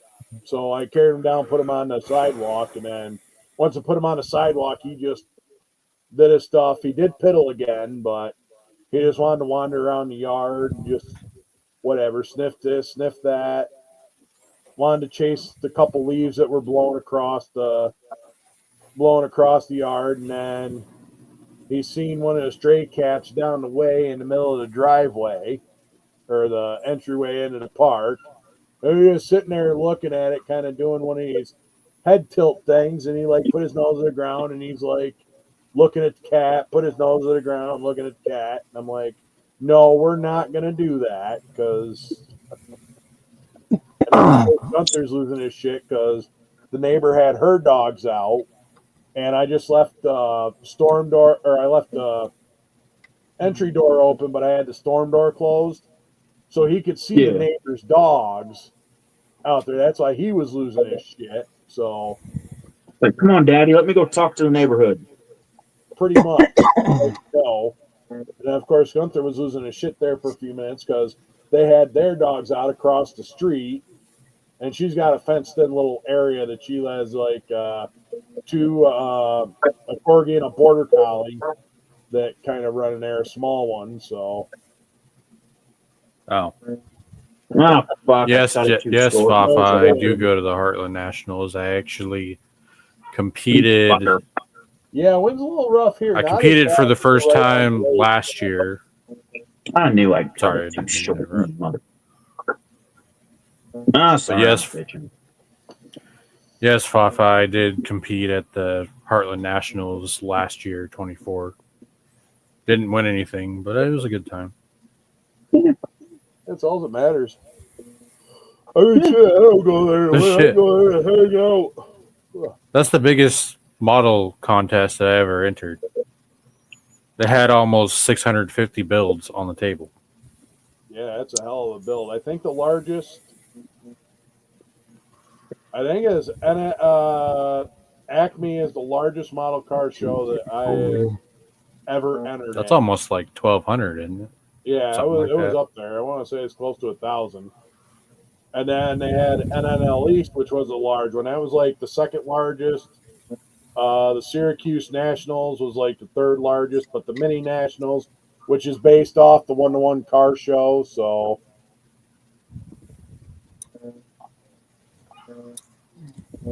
Still say the one that's I've only done it twice, but it's fun both times. It's really hot though. There's one down in Salina.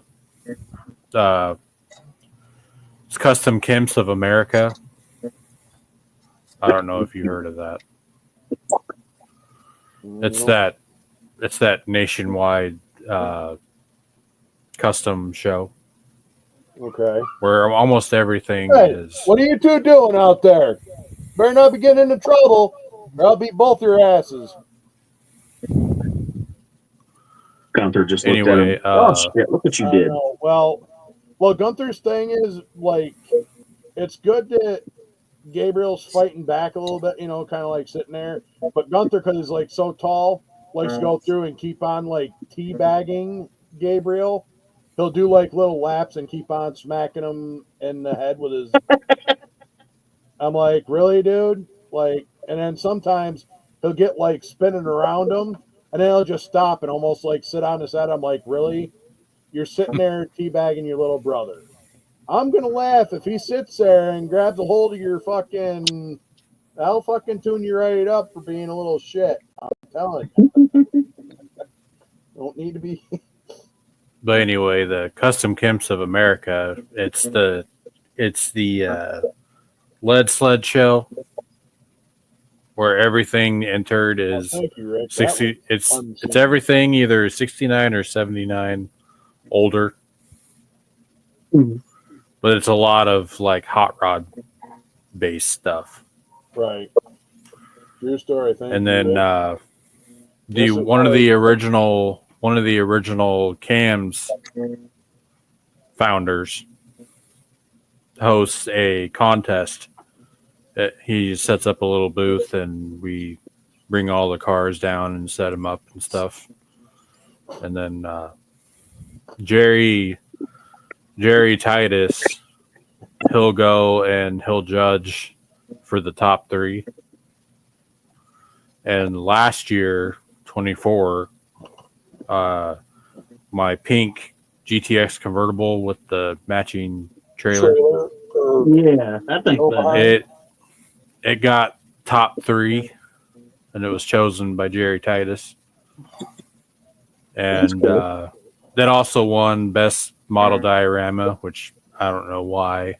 I guess it didn't have a base, but I guess considering it had a trailer, it was counted as a diorama.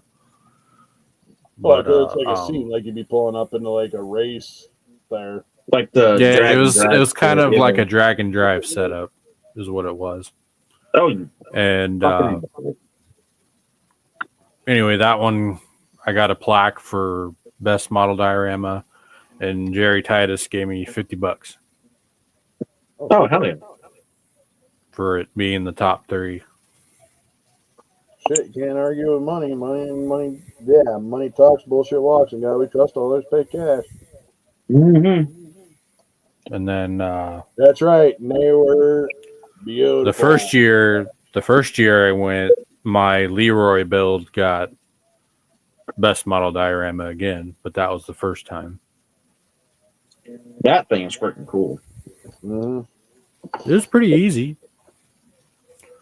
All what that is the it's a 2001 Daytona kit, Mm-hmm. but I chucked the body. I took the only thing I used from the body was the sail panel, because I actually went through and scaled it down to where the sail panel fits inside the cage, so it looks like a Corvette. So it was really easy to build. It sucked to mock up though, but once it was all glued together, it fit really well. And then Buck, I appreciate you coming by and hanging out. You seen the body Later, they put Chuck. on that car? I'm not a big fan of it, honestly. Shit. I wasn't at first, but the more I look at it, I don't mind it. Have a good night, Chuck. I was actually, I've seen Leroy probably about 3 or 4 times in No, I person, need because a lot of you, if you don't remember, he gave me a shout out on my channel because I brought that to him, and he signed the trailer for me. And anyway, I've seen the original. I saw the original setup about 3 or 4 times, and I mean, if I saw the second setup in person, maybe it would change my mind, but I don't know. I kind of like the original setup, in my opinion. No. I mean, seeing it drive on the highway, that's pretty cool. I actually, the last time I saw it, I was down at Mid-America, because that's when he was doing 2.0. And I got to see it come through the gate with the trailer. I thought that was pretty cool. Oh, yeah. And then I've seen Mullet a couple times. The same amount of times that I saw Leroy, I saw Ruby. I've seen Mullet, and then I saw the Blazer. I was actually there when what's his name took the Blazer and hit the sand traps with it. Oh, yeah. Like I think it was like the very first pass he did, and the brake pedal, the whatchamacallit, was in the wrong place, and he had no brakes. Oh, Yeah. Gunther, I got to see. I didn't see that particular pass. I just remember when I was standing out in the pit area looking at other cars, I saw him with the parachute, and the whole thing was a mess. It was like covered in sand and whatever. The parachute was in the hatch, and he was just driving all over back into his pit. And then, that was back when he had the Dixie horn in it, because he was blowing the Dixie horn every 2 feet. So that was pretty cool. And I got to see, I think I saw Sam's. That was the same year Sam had his Corvette, the yellow one that he's got. Yep. Mm-hmm. And I've seen the Dale truck once as well, because that was when they came up to Topeka for 2.0. That the is very one first model. The very first 2.0. That is one model I'd love to do, is recreate how they've got the Dale truck now, being the all-wheel drive drag truck. I actually have a Mike Skinner replica of that. And I bought it already built. It was built by someone else, but I just added it to my collection up there for the Cletus McFarlane stuff. True story. And that year that I saw Sam's Corvette and the Blazer, I took it down with me to get it signed, but I wasn't able to get it signed. He was too busy. So Sam, I just got done watching 1320's video on a Sam's car collection. Yeah, I watched that the other night. That's crazy. He's got 750,000 miles on that truck. God damn. Yeah. And they're original too. He bought that truck brand new. Okay, so I just kind of, I don't know, maybe kind of fucked up. So I was thinking I just had regular, even though it's in a Tamiya bottle, I had some of the Tester's red tube, and it was getting a little too thick, so I added a little bit of acetone to it. And now I just made Acetone? like a weird goo. It's not thinning out. Whose ass? Whose ass is toned? Ass toned. I toned the ass. It looks like a big old fucking booger in there.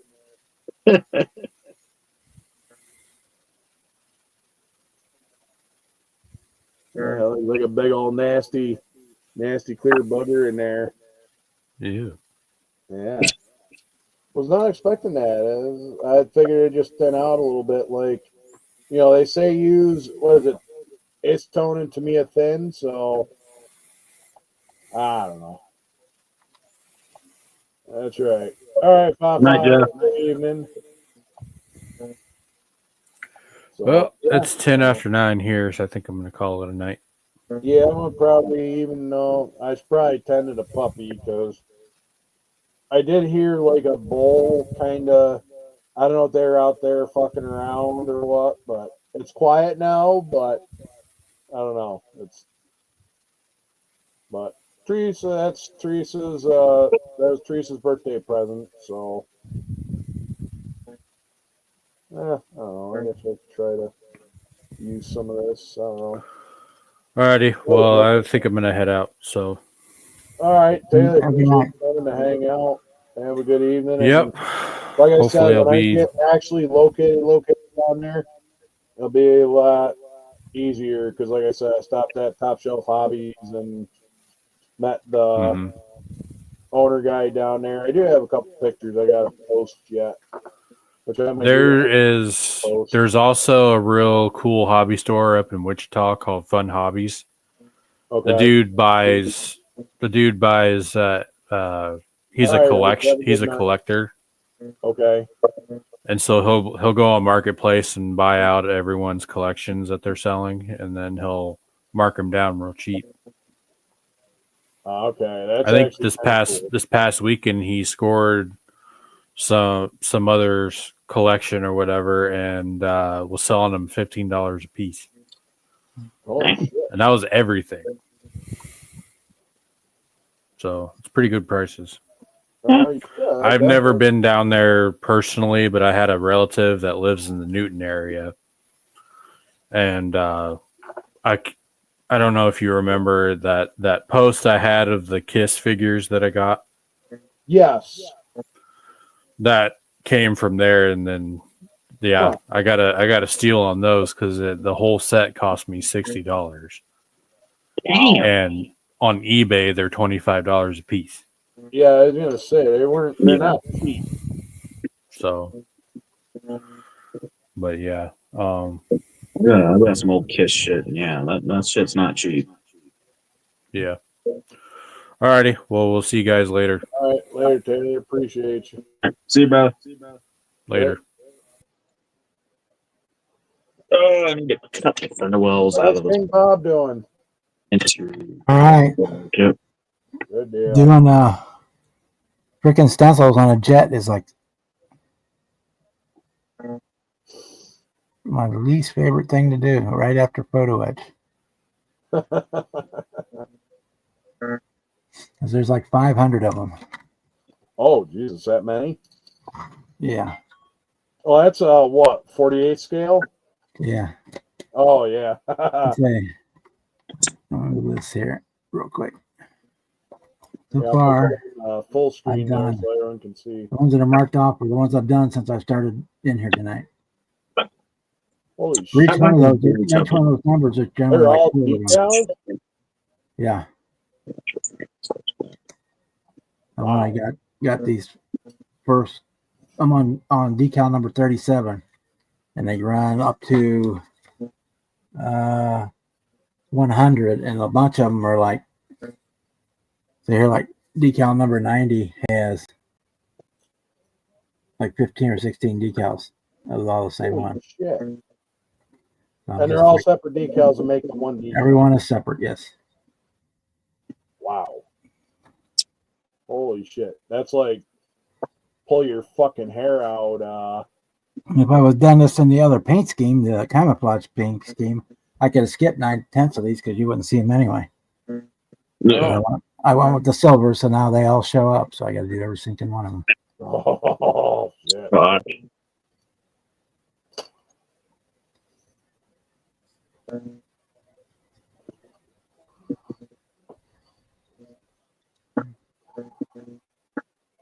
That's nuts. But it looks good, though. I mean, it's. Yeah, it's looking good, but that's just a pain in about to adjust the camera here. So, you know what? I'm about to cut some feet up so the way tires and then probably stick up in the. But anything on there that looks like a speck is actually a decal. The seat's gonna have to get. No, there's like 15 of them here on the tail. And then you got to actually make sure they're lined up on Make both sure. sides. These are Cyrillic, so it doesn't matter if they're upside down or right side up as long as they're straight, because you can't read them anyway. Jesus. Gesundheit. Ugh. Mother yucker. That's actually Jesus. Oh, what the hell's wrong, man? I've had some violent fucking sneezing lately. Violenter than usual. Friggin' that first show I went to, I don't know if Bob heard me sneeze or not. The whole freaking room looked at me. I sneezed loud as fuck. It's not even a sneeze, it's a fucking yell.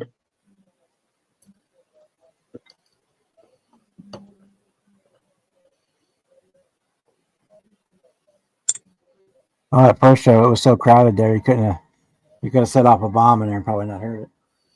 Oh, Jesus. Man, everybody heard that fucking sneeze. Everybody around me and people on the other side turned around and looked at me. Gesundheit. Well, it didn't sound like when I sneeze, it doesn't sound like a sneeze. It sounds like a fucking yell. Oh, hell yeah. That's definitely. Everybody turned around and looked like, is me yelling? What? 39. Where does 39 go? Oh. Okay, mark off. 37. Speaking of that first show, that is in 6 is done. Yeah, so we got that. Got that. When's that show again, Bob? What? I can't remember what month those. What, the next one or that one? The first one you went to? Yeah, whatever next one's coming up. The next one is March 30th. That's the Midwest Model Vehicle Show at the March Hall by the airport. All right. The other one down at the Elks Lodge down in South City. It's in September every year. Okay. Do that once a year. But that's if you're wanting to get involved to the club. That would be the club that's close to you to go to. All right. They meet like the third Tuesday of every month, I think is what it is. Yeah.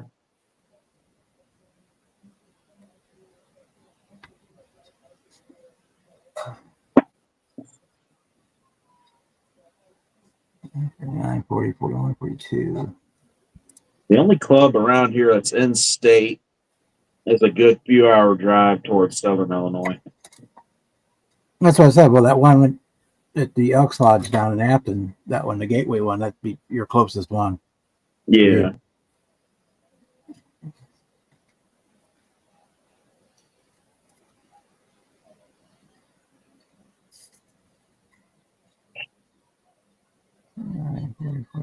Two, 3. That's showing March. That's going to be OBS Mania again.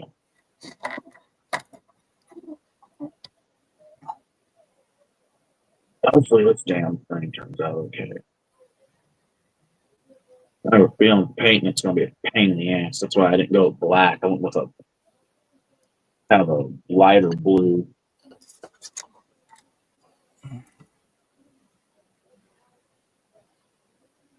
I was going to paint black, but man, as much sanding and putty and everything I've done to this body, I already know if I tried to spray it black, I'd have some kind of fuck up in it. Black is one of the harder colors to spray. That's why I had to strip the F350.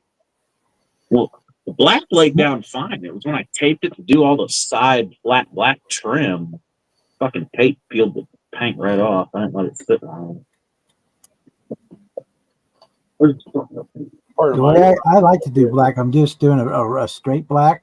Is I'll use like a Mr. Service or 1500 black paint, black primer, excuse me, and then I'll just shoot clear over that. There's a little bit of gunk in the hood, but yeah, that was the hood to the F350. The black turned out good. Which I hate doing black, but damn, I can lay down a black paint job. Same thing when I do white. I just do the white, to me, a white primer, and then I just put a clear coat on it. Right over the primer. There's 2 spots in the hood. If I really wanted to, I'd strip this hood and I'd do a better job. I don't know if I feel like fucking with it. I'll repaint the body, fall the paint.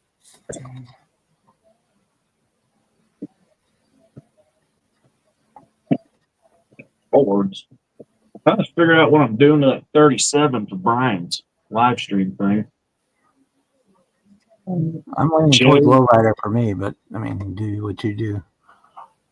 Well, I was thinking 4-wheel drive, but the more I thought about it, it would look good lowered on a set of J's. One of those wheels. They're like the classic kind of Ford style, almost look like the stock rims on that 37, but they're just blown up to a 22. I'm throwing on a set of those. What the But we're keeping a little redneck with it because I'm shoving a 7.3 Power Stroke motor in that thing. So it's going to be a slammed diesel 37 Ford pickup. I'm going to tell us a quick pain in the ass. Hey, what are you doing? Leave him alone, Gunther. I'm sitting here building this. What are you doing? Hey, get out from under there. Hey, you don't need to. My original thought was to do it as like a Survivor farm truck. That's what I'm kind of thinking about doing. And once I get a 37 Ford kit, but I got other stuff, irons in the fire. Hey, get out of there. You don't need to get in there and try to eat any of that stuff. That's original. Like I said, was probably Gabriel? Texas 3D. Out of there. He has a nice set of the old school Mickey Thompson wheels that fit on a set of 44-inch boggers he has.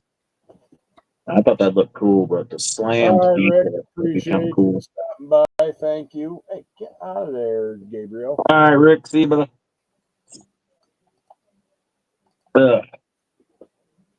I'm stuff go shit though. I'm running out of room to put stuff down there. That's why I ain't talking. Who's Mark Jones? Mark Jones is a hell of a builder. Yep, the art of the model, Mark Jones. Mm-hmm. I ain't seen him in a couple weeks myself. Gabriel, don't get under my desk. I don't need you. Mark Jones? I thought he was in a live not too long ago, or at least in the chat. No, where the hell did you? Oh, thank God, he didn't need. I swear he was in the chat not too long ago. Yeah, he was in. Oh, now go that direction. You just. I know he popped in to say hi, but he didn't stay very long. In chat, at least, ain't been on the screen. All right. Don't get under the desk, Gabriel. There's stuff in here that'll kill you. I don't need that to explain to mommy that you thought you'd get smart, try to eat something in Daddy's model room, and as long as he doesn't eat another tire like Gunther did. Oh my God, I don't think so. I'm trying to avoid it. So I had him up here on my lap, and then it's like I had my motorcycle frame kind of sitting there. He picked it up, and I'm like, no, but he just knocked it off the bench. I'm like, Jesus Christ, man. I get it. All right, you know what? Here. All right. I'll show you again. I don't know. Maybe I'll just close it down. Hey, get back here, Gabriel. Yeah, I don't care. I'll pick you up like your mama used to pick you up by the nape of your neck. Don't think I won't. All right. No, don't get up there. No, don't get anything off. Little turd. You're lucky you're cute and adorable. All right, here, let's. There he is. Hey, Gabriel. Hi, buddy. Look at them big old dopey ears. Look at them big old hound ears. He start howling like one of them, like a hound dog. He's got a little bit, but he's got to work into it. The only thing I wish my dogs do, they don't howl. I'm going to probably kick out here soon myself, probably by 10:30. All right. Sit here and be pretty. Just sit there on the. Oh, what do we growl? Oh, you don't like? You don't like it? Daddy, you rub your belly? Daddy rubbing your belly?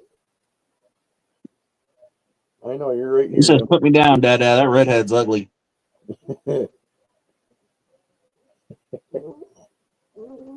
What? Hi, Gabriel.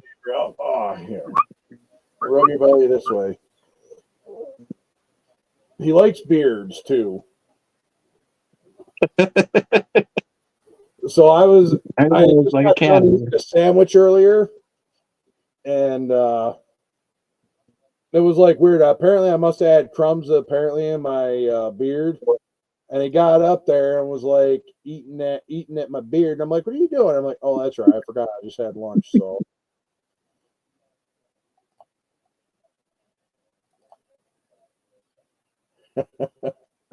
Yeah. I know you're trying to get up on the back of the chair, and we're not doing that because I don't need you falling down and either ripping open my chair with them sharp little claws you got there. No, okay. We're not doing this. He thinks he's a cat. You're not a parrot. I don't care. You can get all you want. You're a talker, ain't you? Oh, yeah, he can be mouthy at times. I'm not going to try to slam his ears in the door, but I'll tell you, them little puppy claws are sharp.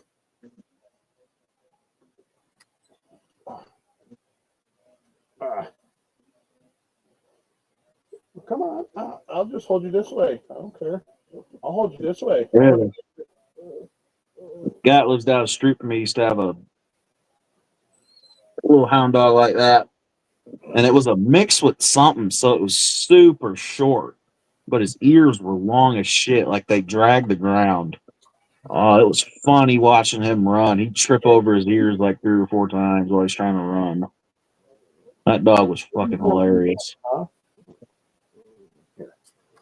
Hold you up just like that. Hold you up just like that. You can sit on my forearm, okay? Good dog. He doesn't have a gate around his yard. He'd let the dog out, and it just stood there right in that little bit of yard. It wouldn't go nowhere. Just a laugh getting off the school bus some days. When I walked by and he'd be out, I'd call his name, and he'd run over to me, and I'd just watch him fall and he just to laugh. That dog was fucking hilarious. Oh, you'll get over it. Get on my lap then. Oh, really? He might be bloodhound. I don't know what the kind of hound he is, but he definitely hound mixed with something else. Well, get out of there. I told you not to do that. I told you don't get over there. But no, you didn't want to listen. Ugh. You didn't want to listen. So when you were walking around, you probably stepped on a piece of plastic and you probably poked in your paw. Probably poked you in your paw. That's why I didn't want you walking over there. Man, the same reason I don't have to come down here barefoot. Oh yeah. No shit, you ain't right. Oh hey, what's going on there, Hoss? How you doing? Good to hear from you. Just got back Oklahoma there a couple days ago, working on planning our escape from out of there. So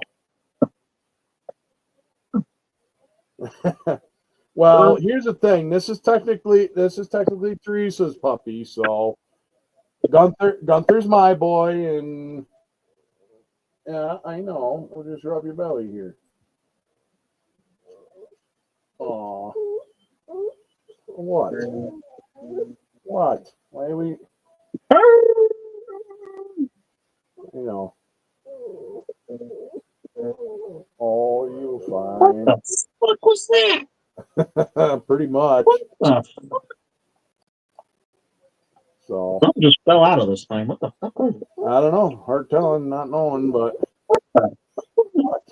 I don't care what it is. Oh, if it's important, I'll figure it out later. maybe Daddy ought to grab one of them. I don't know. Hey, what grade? They got them fancy sanding sticks like that. Maybe I'll work on giving him a manicure or something, man. Chip to rub his little nail tips there or whatever it is he's got there.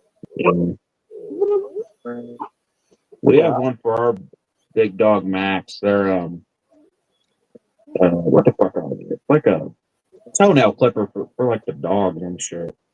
Yeah, well, I got a bigger set, but his little nails ain't that big. I could probably just hit him with maybe like a nail sanding pad or a polishing pad or something. Choose your drummer. Oh, what? You're fine. That's the way my my little hand polisher was sold as a dog groomer. Little battery powered Dremel. Wipe all this fucking sand dust off this farmer. Yeah, so I'm taking care of. Hopefully, Teresa, like I said, Teresa will be home Wednesday, Thursday to take care of them and stuff, and you know, to spend a little bit more time with them without kind of having Daddy around. You know, because Gunther actually, I'm like shocked at how well Gunther is. Thank you, Kevin Smith. Appreciate it. Oh, Gunther not being aggressive or anything. yeah, definitely not. Oh yeah. Does get a little dominant there, especially when they get like kind of messing around. Oh, yeah, he's gonna show a little fucker who's bonus, but yeah. I'll have to get video of that when these two start getting messing around. So Oh, yeah, he's got to show a little guy who's boss, but yeah. yep. No. That's different one. I mean, our dogs. There. I don't need you picking any of them tools. Hey. It took our lab a while for her to get used to Daisy. Oh. All right. And once our lab Gracie got used to Daisy just out of being a little puppy kept trying to nurse off Gracie. I'm surprised. Nothing coming out, kept trying to nurse. I'm surprised he hasn't done that to Gunther and got a hold of the Twiggenberries and gave him a nip because he's got them sharp puppy teeth too.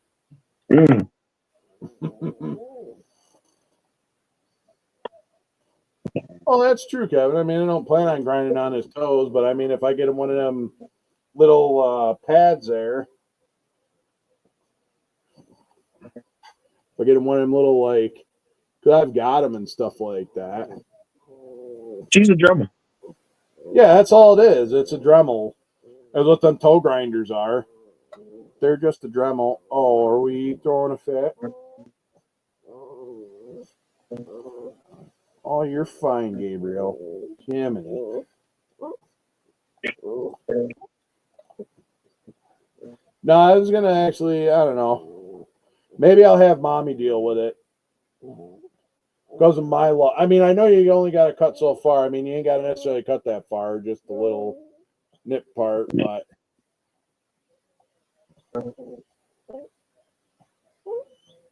thank you, Edward. Yeah, he's definitely about. He's definitely what. What? What are we trying to get attention?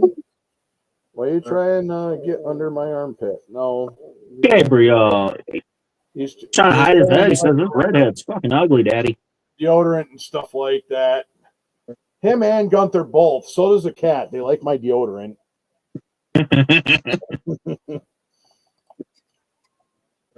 But anyway, all right. Well, it's after 10:30. I'm gonna probably call it a night. I'm gonna take care of Gabriel here. Hey, get off the back of the chair. Don't need you. I will pick you up like by the nape of your neck. Don't think I won't. Don't think I can't.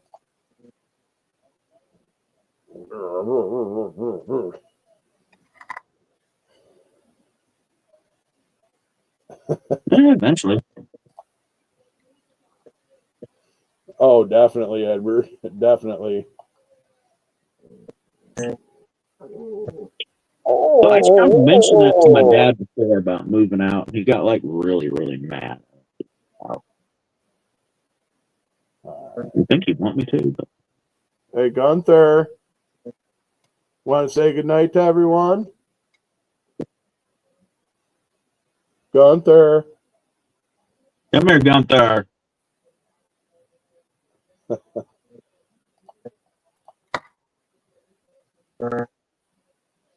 All right. Oh, yeah, they're definitely a handful. Hell yeah. Right? Exactly. Stay as long as you can. Save money. Night shot. That's what my dad would said because I thought about not too long ago. I was trying to find like an apartment or something. All right. Gunther. It also had a fact to do. I was really, really, really pissed off at my mom at the time. So that probably was too. Yeah, I left home at 18, joined the Army, so that's what I did. But anyway, hey Bob, are you doing an after hours or anybody Not tonight. after hours or? I did 2 rows of decals tonight. I'm burned Okay, out. all right, that's cool. So I'll be on tomorrow night in the regular time. I'm going to get off here and take care of Gabriel and Gunther and try to get Gunther all unwound and stuff like that. Hey, nothing wrong with that. You got to save money where you can. You got to save money where you can. Believe me. When I first got out of the Army, I was lucky. I moved in with my father for a little while because I was right there in New York until I was able to get a job and then, or at least a job out of the military. And as soon as I got a job out of the military, I was able to move out. But it also helped that I was able to move closer to the job, though, so it saved money. It was a little bit more expensive, but it saved money in the long run, so. But I also paid them rent, too, helped out with some of the bills and the groceries and shit, just, you know, it was nice to have that. Oh, you sleeping finally? Or is this going to be your bedtime? Is this going to be your bedtime? 10:30? Well, you don't really have a bedtime because it's only literally, we had you for just a little over 24 hours, so.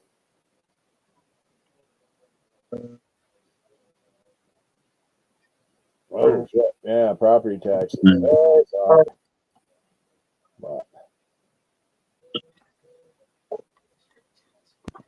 But I had a buddy. yeah, true story, at least for 21 years. A buddy not so long ago. He was trying to get a roommate, and I almost moved in with him. But yeah, exactly.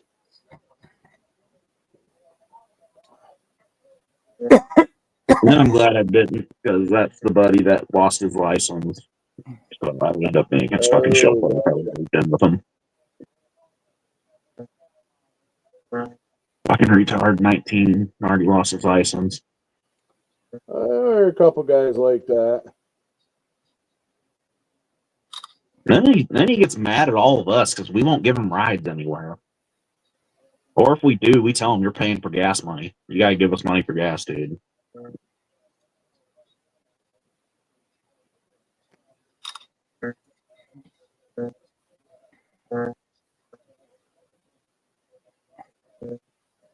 Or I'm gas money. My other friends tell him if they give him a ride somewhere, he's got to slide him a little weed. I don't smoke pot no more, so that don't work on me.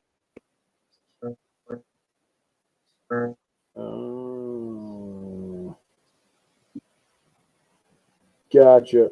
Okay, I just read your text message you sent me, Taylor, but all right, yeah, definitely text me Tuesday. I shouldn't have a whole lot going on other than dealing with 2 puppies and hey, what you doing? You dreaming? Or are you just grunting because you're fine, Gabriel, you're fine. All right. Well, on that note, I think I'm gonna I'm done. call it, huh? But I'm done. 2 rows of decals one night is all I can handle. I'm just trying to Good, Bob. down top of it. Yeah, I'm done. That looks really good, Bob. Especially with the silver. Oh, why are we being mouthy?